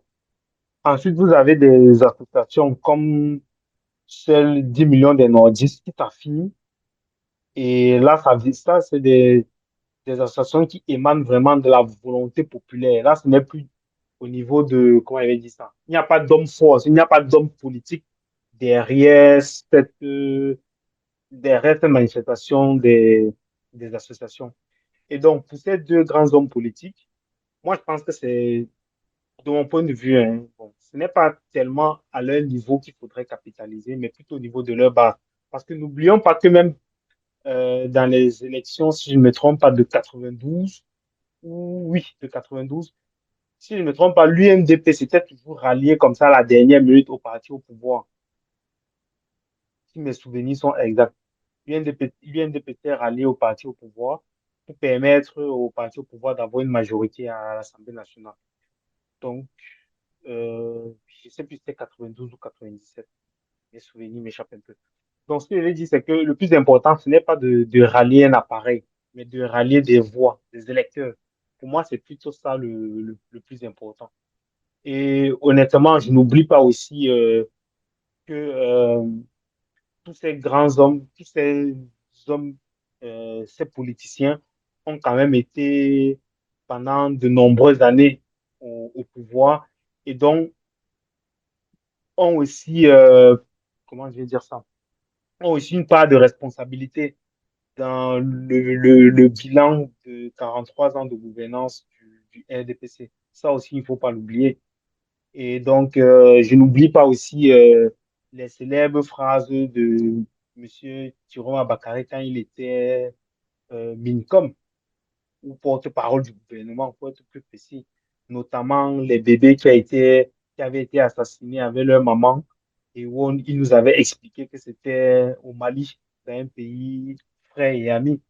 Donc, ça, je n'oublie pas. C'est pour ça que je disais que, honnêtement, pour moi, c'est pas au niveau des hommes qu'il faudra capitaliser parce que ces deux hommes-là, et à Sepiro qui l'a dit, ce sont des hommes politiques. Pourquoi un revirement en 3 mois dans comment il va dire ça? Ils ont passé plus de 7 ans. d'aucuns te diront que mieux vaut tard que jamais et que peut-être ils se sont rendus compte qu'ils s'étaient trompés depuis le Mieux départ. vaut tard que jamais, mais Il faudrait restons. qu'on ait garde à l'esprit que la politique, c'est un jeu d'alliance. Voilà. Non, Ici, mais il je suis faut pas d'accord. faire Voilà, et que ça peut se coaliser faire, avec n'importe qui. ça peut se C'est un faire, jeu c'est des d'alliance faits. qui se fait et les alliances qui se font et se défont. On ne va pas juger la sincérité de tout le monde. Sinon, on questionnerait tout, hein. Non, c'est pour ça que peut-être que je n'ai pas été très clair, mais j'ai dit euh, la coalition, si certains partis d'opposition peuvent coaliser avec ceux-là pour nous ramener des électeurs de ces deux partis, moi, ça me convient très bien. Mais au niveau de ces deux hommes d'État, moi, je n'oublie pas qu'ils ont participé à rendre le Cameroun tel qu'il est aujourd'hui. Quand M. Thiraud m'a dit que ça fait 15 ans, le, le président n'a pas tenu de conseil ministériel. Bon, pourquoi il n'a pas dit ça avant? Donc, il a eu comment il dit ça? Une soudaine prise de conscience à 3 mois de l'élection. Il s'est retrouvé subitement opposant à 3 mois de l'élection. Donc, ça, je veux dire, donc, nous aussi, bien nous tous qui aspirons à un changement, soyons aussi vigilants. Posons-nous aussi certaines questions. Pourquoi maintenant? D'accord. En tout cas, on comprend. Là, on va être surtout vigilant pour suivre d'abord nos votes parce qu'il faudra voter le 12 pour Exactement. ceux qui ont réussi Voilà. à s'inscrire. Une fois que l'on aura voté, on va suivre nos votes et jusqu'au décompte, quitte à dormir et éviter qu'il y ait des coupures parce qu'il y a toujours des coupures des coupures d'énergie quand on est en train de faire les décomptes. Même si ça avait des lampes tempêtes, on va essayer de suivre nos votes et on va se rassurer que c'est le résultat exact qui est remonté. On va poser la prochaine question à Olivier et c'est une question toute logique. pour quelqu'un qui défend le parti au pouvoir, pour quelqu'un qui défend les institutions, j'ai envie de dire, le RDPC en particulier, est-ce que la défection, ou plutôt les défections des ministres délégués, des ministres principaux tels que Issa Chiroma Bakari ou bien encore Bello Bouba Maïgari, est-ce que ce n'est pas un gros coup de frein pour la machine du RDPC dans le Grand Nord d'abord et sur l'échiquier politique national en général? CWK, je parlerai d'un coup d'épée dans l'eau, hein. Ces défections, si on peut appeler ainsi. Je vais rejoindre Sepiro en disant que euh, la politique, c'est pas pour les bébés. Et puis, les hommes politiques, c'est pas toujours, il n'y a aucune vérité qui sort d'un homme politique, dans la bouche d'un homme politique, si ce n'est que ses ambitions qui doivent être servies. Et ces ambitions, elles doivent être servies par des mécanismes qui consistent à rallier à tout prix le plus grand nombre à sa cause. Quand j'écoute les compagnonnistes parler, j'essaye de voir, ne jetons pas l'opprobre sur certains candidats, alors que tous ont fait cela. Le RDPC, c'est une machine, c'est un parti-État, en fait. Si on peut dire aujourd'hui que Chiroma, Issa Chiroma, qui a scellé le divorce avec le RDPC et Bello Bouba Maïgari, on ne doit pas leur faire confiance. Alors, ne faisons confiance en personne parce que ils ne sont pas les premiers. Et il y en a ceux qui ont fait bien plus, qui ont démissionné aussi des rangs du gouvernement. Alors, ce n'est pas ça la politique. Dans la politique, il n'y a pas d'émotion, il n'y a pas d'état d'âme. La politique, c'est servir, ce qui doit être primordial en politique pour chaque candidat, c'est de pouvoir être en adéquation avec le peuple, de servir le peuple et de donner au peuple la meilleure vie qui soit. Dommage que ce n'est pas toujours le cas dans notre pays. On a certes encore de la souffrance, de la misère et tout ça. Tout le monde n'est pas content. On a de la grogne partout. Alors, je dirais que ces candidatures, ces hommes qui ont décidé de partir, libre à eux de partir. Ils ont une base politique et comme Chicharito Joe le disait, la politique c'est un jeu d'alliance. Quand vous regardez dans des systèmes occidentaux, surtout dans les systèmes parlementaires, il y a ce qu'on appelle les jeux d'alliance.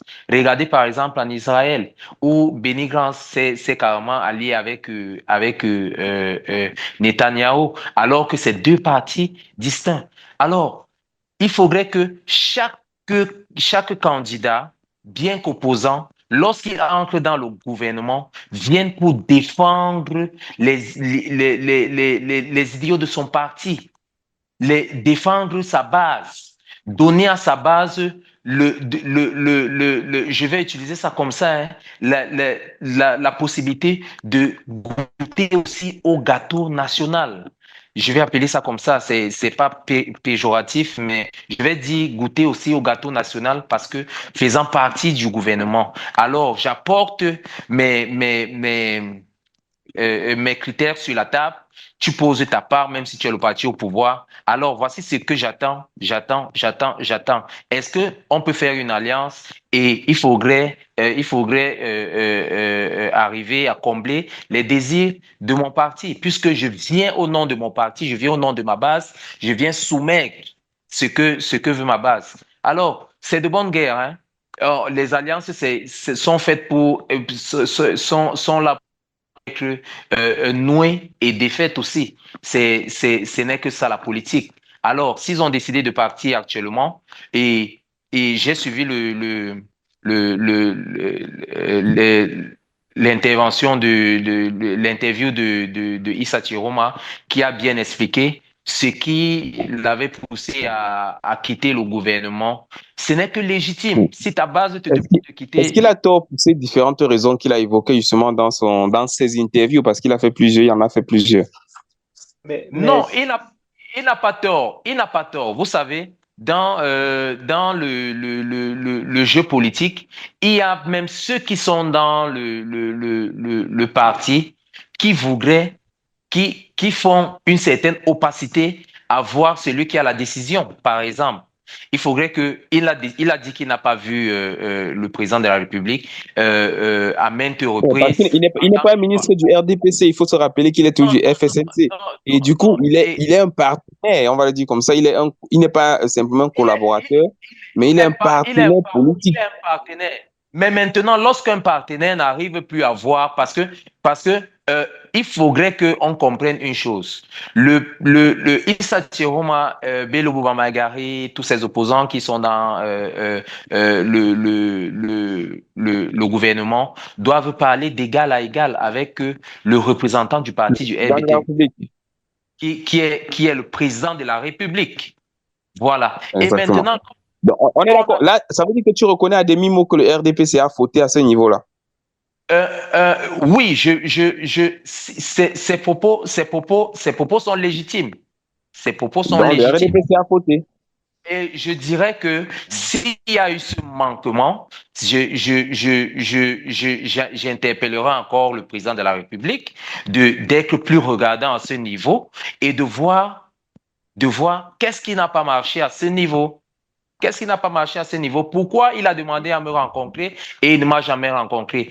Qui a créé cette opacité entre lui et moi alors que nous devions discuter de la continuité de notre collaboration?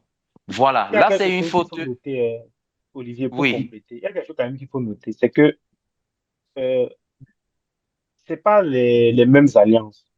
Si Roma a une alliance, un partenariat avec le président de la République, Paul Biya.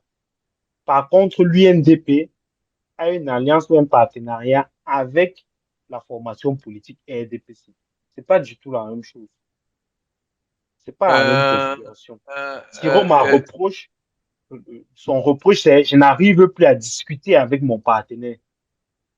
Alors que l'UNDP, si l'UNDP ne rencontre pas, il peut rencontrer Jean Kieté, par exemple. C'est pas du tout le oui. même partenariat. Non, tu as raison.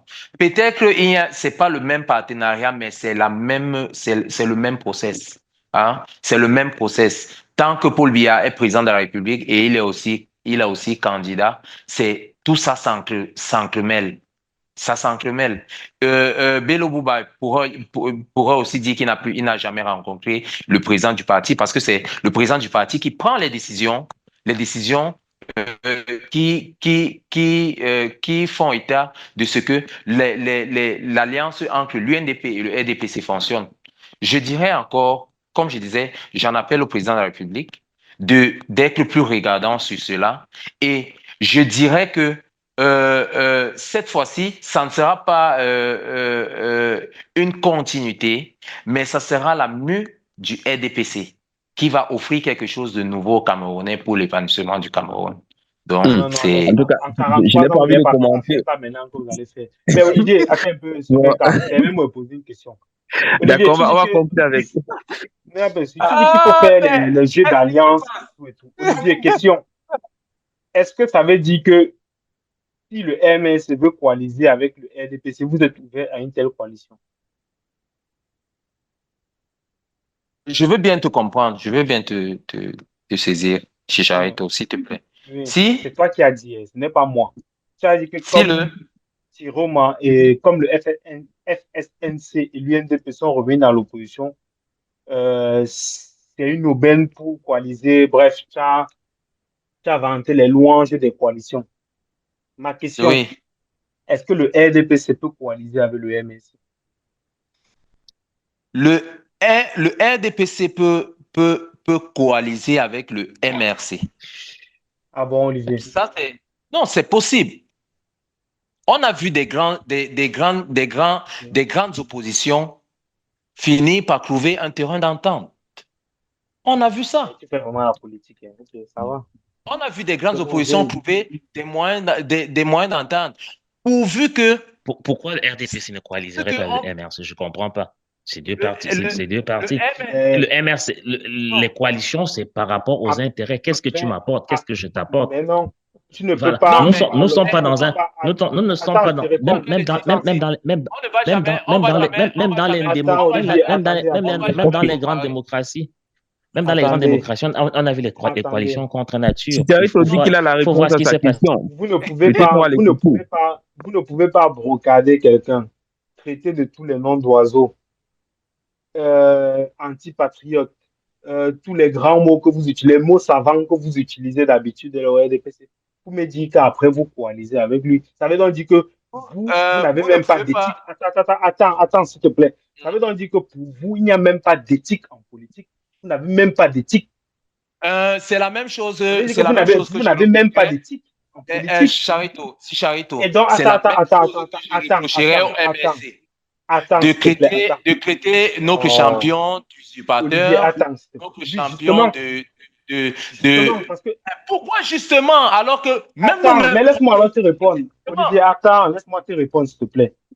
Pourquoi je dis ça? Parce que en tant que sympathisant de l'opposition, je vois un oui, Chicharito, on va opposant conclure avec ta coalisé prise de avec. parole. On Il y a a pas, encore un dernier sujet qu'on va évoquer rapidement. je le vois coaliser avec le parti au pouvoir. Ça veut dire que c'est un mauvais opposant. Tu ne peux pas. En politique, il faut de l'éthique. Le tout, ce n'est pas seulement d'arriver au pouvoir et de gouverner. Non, il faut aussi une éthique, il faut aussi une trajectoire. Il faut aussi, comment je vais dire ça, un idéal. Vous n'avez même pas d'idéal. Vous coalisez avec n'importe qui. L'essentiel pour vous, c'est de garder le pouvoir. Non, Olivier. Non, ça ne se fait pas ça. Non, l'éthique n'est pas à un sens. L'éthique, c'est dans les deux sens. En politique, tous les coups sont. On a vu le MRC au RDPC et c'est la même chose qui est utilisée. Alors, si le petit frère, qui est le MRC, voudrait venir voir le grand frère, qui est le RDPC, pour essayer de se faire une place au soleil, alors la porte est ouverte. Ça, c'est une question qu'il faudra poser à un militant du MRC, mais je pense que de leur côté, ça sera non. Un non En tout cas, catégorique. c'est bien noté. On va pas manquer de militants du MRC pour la prochaine session. Et peut-être, si vous le permettez, on va quitter ce sujet parce qu'il y en a beaucoup à dire.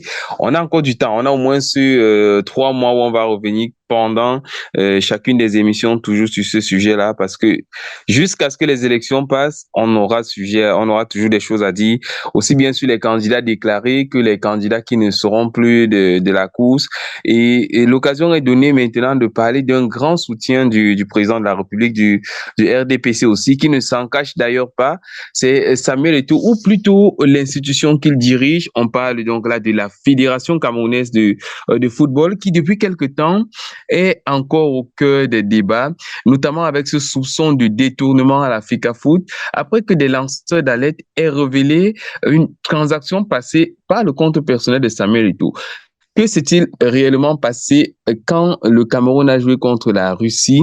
C'est la question que j'ai envie de poser à Chicharito, non pas à Joe, pardon, voilà, c'est à Joe d'abord et ensuite à Sepiro.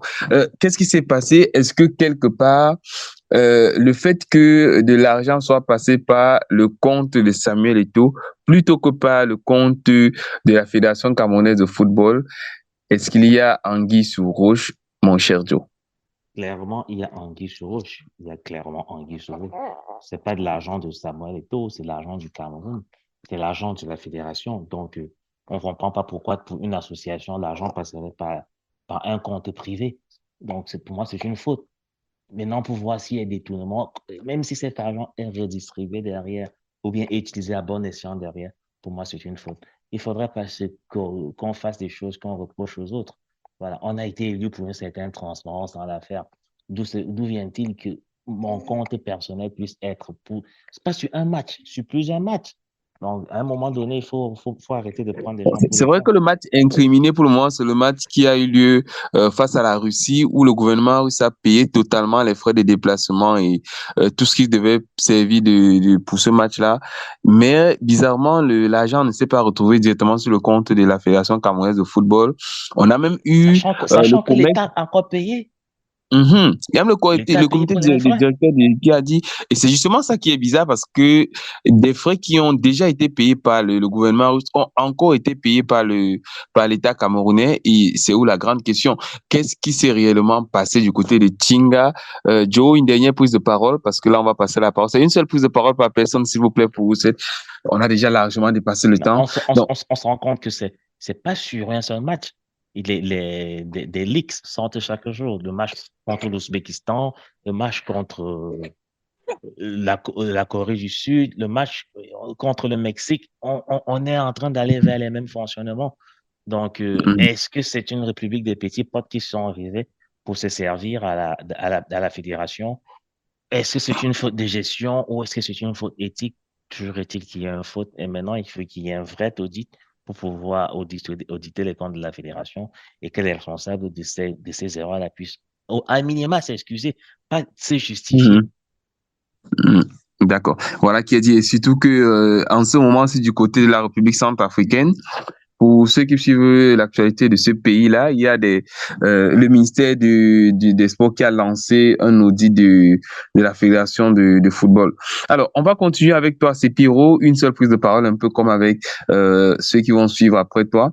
Est-ce que de la même manière qu'avec Joe, tu penses qu'il y a justement eu détournement et plus loin même, j'ai envie de dire, on a dit qu'en Russie, c'est parce qu'il y avait la guerre, il y avait besoin, faire des transactions à l'international était un peu compliqué, il fallait passer peut-être par des comptes tiers. Est-ce que ça justifie le fait que l'argent d'un État, ou plutôt l'argent d'une association qui dépend d'un État, se retrouve dans les comptes d'un individu? CWK, dans le cas présent, il y a clairement détournement de fonds publics. Il ne faut pas aller par quatre mots. Il ne faut pas aller par quatre chemins. Il y a détournement de fonds publics. En effet, l'argent public est censé être dans des comptes publics, pas dans les comptes privés. Une fois que l'argent public se trouve dans un compte privé, il y a détournement de fonds. Là, il ne faut pas, c'est dans notre loi, c'est contenu ainsi. Donc, même s'il y a des difficultés à faire un transfert directement de la Russie vers le Cameroun en passant par les systèmes, je sais pas, Les systèmes d'envoi classiques.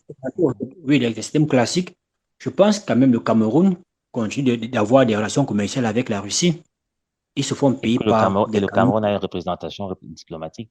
Et Bien Exact. évidemment. pas pour te Et couper, c'est Pierrot, juste te dire que le reste de cet argent était bien pris en liquide. C'est un peu, donc, il je, y a trop de flou. C'est pire, tu continues, on t'écoute. oui, donc je disais donc une fois que cet argent part de Russie et se retrouve dans le compte du président d'Africa Foot, il y a des tournements. Il y a des tournements. Il ne faut pas chercher par quatre, mais il y a des tournements. Il aurait pu passer par d'autres voies. Le gouvernement a mis sur pied des dispositions pour que ces pays qui sont interdits d'utiliser le système international pour transférer les fonds, une fois qu'ils soient bloqués, puissent les utiliser pour envoyer de l'argent. Donc, l'argent ne devait pas se retrouver, peu importe si le comité de normalisation, le COMEX a donné l'aval ou pas, cet argent ne devrait pas se retrouver dans le compte d'une personnalité, d'un compte privé d'une personnalité publique. Donc, il y a des détournement de fonds sur cette affaire. D'accord. Parole à toi aussi, Chicharito, sur le même sujet. Est-ce que clairement, Samuel Eto'o a fauté très lourdement? Parce qu'on s'est rendu compte à un moment que si jamais les influenceurs n'avaient pas, bon, notamment Boris Bertol et tous ceux qui ont vraiment maille à partir avec Samuel Eto'o, est-ce que si quelque part ceux-là n'avaient pas fait cette sortie pour montrer clairement qu'on voici le compte par lequel l'argent a transité avant de peut-être atterrir dans les comptes d'Africa Foot plus tard, on n'aurait jamais été au courant est-ce que c'est de la malhonnêteté de la part de Samuel Eto'o ou tout simplement il a voulu faire œuvre de sa bonne foi et ça joue contre lui? Euh, bon, je crois que le mot peut-être malhonnêteté est un peu fort, mais disons qu'il n'a pas fait preuve de transparence. Voilà, ça De c'est, la maladresse alors? euh, j'avoue, je sais pas. Mais disons qu'il n'a pas fait preuve de transparence. Mais Mhm. après, est-ce qu'il est à une faute de gestion près? Pour moi, non. Ça fait déjà Mhm. depuis son arrivée, on enchaîne Il des est coutumier des faits. scandales. Oui, oui, bien sûr, que tu me dis. Moi, le plus gros scandale que moi j'avais vu, c'est les matchs truqués. avec les audios qui avaient fuité. Bon, tout le monde a reconnu la voix. Tout le monde sait que C'est c'est vrai qu'on n'a lui. pas de preuves Mais au jusqu'ici et final, la CAF n'a pas entériné tout ce qui lui avait été donné comme preuve et finalement on a eu un non-lieu devant la CAF. on a un non-lieu, on a un non-lieu. Mais tout le monde sait, les preuves sont sorties. Tout était clair, propre. Tout le monde sait qu'il y a eu anguille sous roche. Mais au final, rien ne lui est arrivé. Là, vous avez vu, le comité d'urgence a très vite fait un petit communiqué en disant qu'ils avaient donné l'aval pour cette transaction. Tout le monde sait que le comité d'urgence ne se réunit pas dans des cas précis comme celui-là, mais c'est passé comme une lettre à la poste. Bon, on est plus à un scandale près. Et moi, j'ai dit à nos frères, à nos sœurs, tout le monde qui nous écoute, restons focalisés sur octobre 2025. Et honnêtement, ça, ce n'est qu'une association, ce n'est que le football. Le plus important, c'est octobre 2025. Il faut que les Mhm. amis d'Olivier débarrassent le plancher en octobre. Alors, tu fais bien de parler d'Olivier.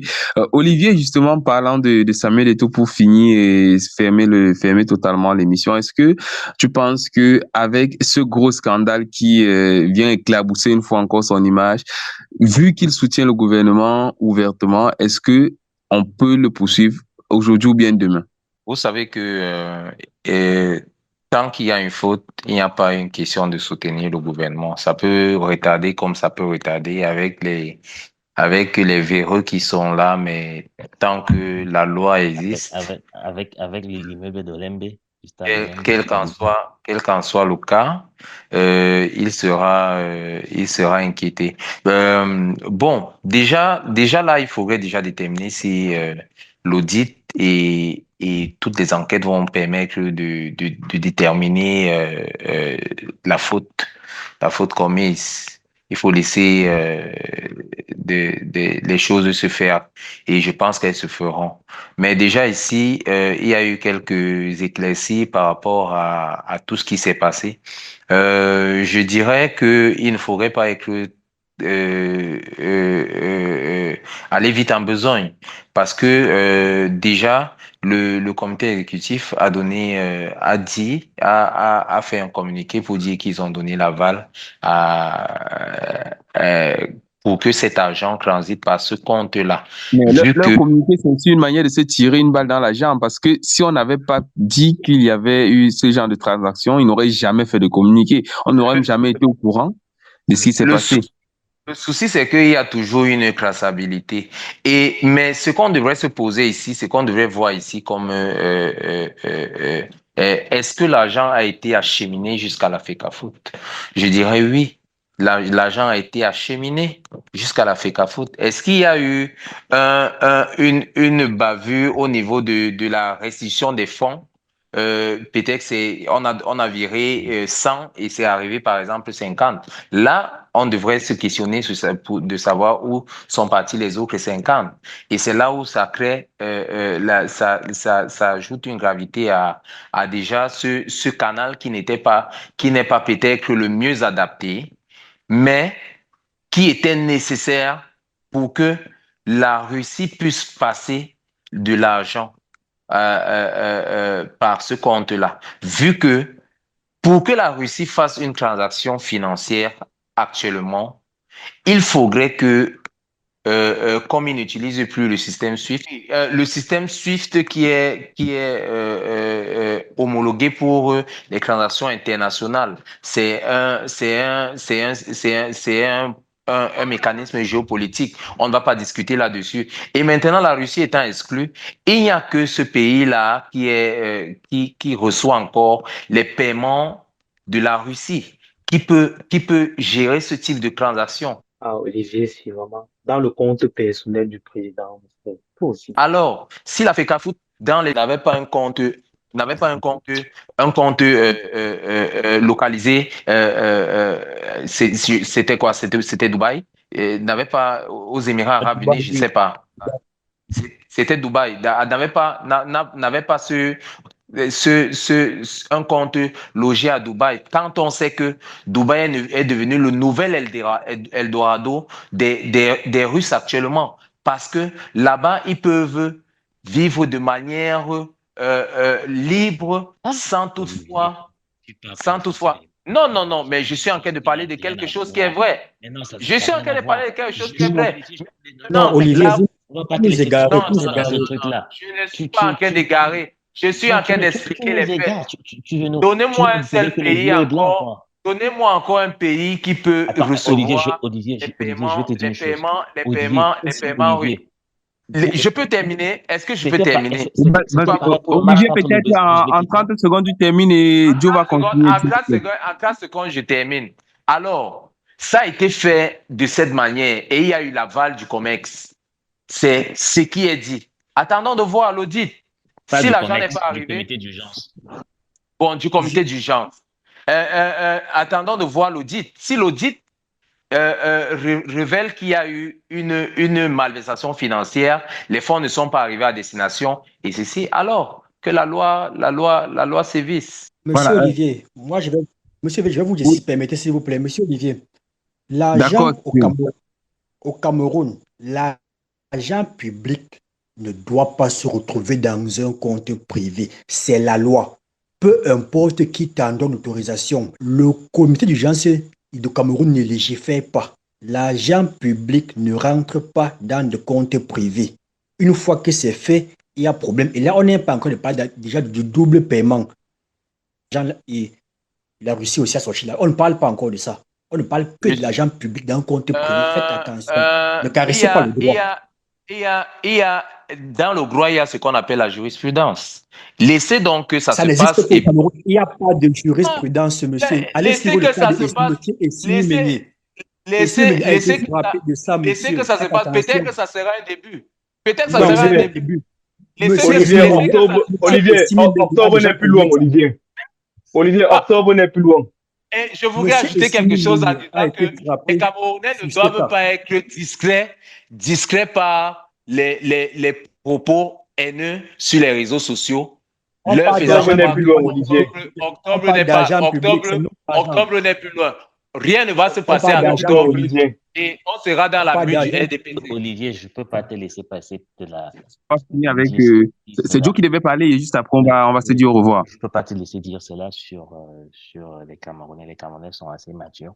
C'est un peuple mature qui construit son destin, qui sait où il va. C'est un peuple qui a été longtemps martyrisé, qui a vécu des choses. Joe, on te suit. Allô, Est-ce que tu peux parler plus fort, s'il te plaît? Vous me suivez? Je Oui, disais là, que on te suit. On te suit maintenant, c'était bas. je peux pas laisser Olivier dire ce qu'il a dit. Les Camerounais, c'est un peuple mature, c'est un peuple qui a été longtemps martyrisé, qui a vécu l'enfer et qui aujourd'hui sait où il va. Donc, on va pas nous laisser distraire par ces trucs, des propos haineux et autres. On sait d'où vient la haine. La haine, ce n'est pas des propos qui se retrouvent sur Internet. Non, la haine, c'est quand on empêche un peuple de se soigner. La haine, c'est quand on empêche un peuple d'avoir droit à l'éducation. La haine, c'est quand on puisse pour lui tout ce qui pourrait faire du bien au public. La haine, c'est quand on n'arrive pas à reconnaître l'importance de la chose publique. C'est ça, en fait, la haine. Donc, pour vous chuter par rapport à ce qui a été dit par le ministre, euh, pour le président de la FECAFOOT, je trouve que c'est une faute grave. C'est une faute grave. On veut construire un nouveau Cameroun. On veut construire un Cameroun où il y a une certaine rectitude morale. On veut construire un Cameroun où il y a une certaine transparence. Il faut pas qu'on nous ramène des choses de Mathusalem. On nous dit que c'était parce que Dubaï était un Eldorado des Russes. Ben non. Le reste de l'argent a été bien pris en espèces. Le Cameroun a une représentation diplomatique. Pourquoi ne pas ouvrir un compte de la FECAFOOT à Dubaï? Est-ce que ça prend autant de temps d'ouvrir un compte? Je ne crois pas. Donc, il y a une faute et il faudrait que les responsables puissent être punis. Voilà. Voilà qui est dit, surtout, et voilà qui va nous permettre de fermer cette très belle émission. J'espère à vous tous qui êtes connectés, aussi bien sur Spotify, qui êtes connectés sur Deezer, qui êtes connectés sur Apple, que bien vous avez pris votre plaisir. N'hésitez pas surtout d'aller sur notre page Facebook et nous laisser un commentaire. J'ai envie de dire merci à tous ceux qui ont vraiment pris de leur temps pour nous répondre ce soir. Mais avant de dire merci, permettez-moi de vous rappeler les différentes thématiques du jour. On avait aujourd'hui le corps électoral pour le 12 octobre prochain. Rester en politique. Et on a parlé de la démission, ou plutôt des démissions au gouvernement de Issa Tiroma Bakari, de Bello Bouba Maïgari. Et donc, était une trahison ou de l'ambition politique. Enfin, ce scandale dont on parlait il y a quelques instants encore, ce soupçon de détournement à la Fédération camerounaise de football après que les lanceurs d'alerte aient révélé une transaction passée par le compte personnel de Samuel Eto'o. Voilà qui est dit, voilà qui va permettre que l'on mette la clé sous le paillasson. Mais avant, on dit merci à toi, Joe. Merci pour ta présence une fois encore. Ah, merci, c'est toujours un plaisir d'être avec vous. C'est toujours un plaisir de croiser le fer et de discuter avec Olivier, d'extraire un peu l'huile de sardine de temps en temps. D'accord, j'espère que de l'huile de sardine sera partagée avec tout le monde d'ici octobre. Olivier, c'était un plaisir d'enregistrer ton retour. On espère te revoir aussi à la prochaine édition. Ouais, très belle émission et je suis fier de retrouver ce panel qui m'a beaucoup manqué et je pense que l'émission d'aujourd'hui était assez posée. J'espère que d'autres en suivront et que nous serons toujours là pour servir les auditeurs et auditrices du 247 Story. Merci à Joe, merci à Chicharito. Vous avez été valable quand même aujourd'hui, je dirais Je ne sais pas pourquoi tu dis quand même pour les réveiller encore. Mais oui, bon. quand même, il y avait quand même de la matière aujourd'hui et puis bon, je suis très heureux. Et puis merci aussi à Sepiro qui a pour ses interventions qui ont été aussi brillantes. Je vais le dire comme ça. Moi, je connais déjà le bord des deux autres, mais peut-être toi, je verrai ton bord d'ici la semaine. D'accord. C'est plus Roger. Il est du bord Cameroun. C'est pire, je te dis merci. Peut-être tu diras quel est ton bord un autre jour. Merci surtout pour ta présence ce soir encore. Merci également à toi, Chicharito. Chicharito, comme je dis toujours, on commence, on ouvre et on ferme avec toi. Merci à toi pour ta présence une fois encore. Merci surtout pour la qualité des échanges. À la prochaine peut-être. Merci bien sûr, Lucas. Merci à tous. Et Olivier, rendez-vous en octobre. avant octobre, ce qui est sûr, on se sera retrouvés. Merci à vous, très chers téléspectateurs, très chers auditeurs, voilà, les anciennes habitudes qui me reviennent. Donc, merci à vous, très chers auditeurs de ce podcast. Merci à tous ceux qui font confiance à 237 Story. Vous n'hésitez pas, bien sûr, à nous contacter si jamais vous avez besoin d'une collaboration, d'un partenariat ou même encore de faire passer simplement une annonce. Eh bien, vous écrivez, c'est 237 story@gmail.com et on vous répond. Vous pouvez également nous suivre sur nos pages Facebook, sur tous nos différents comptes, Deezer, Apple ou encore sur Spotify. Voilà, je pense que la boucle est bouclée. À très bientôt pour une autre édition. Bye bye.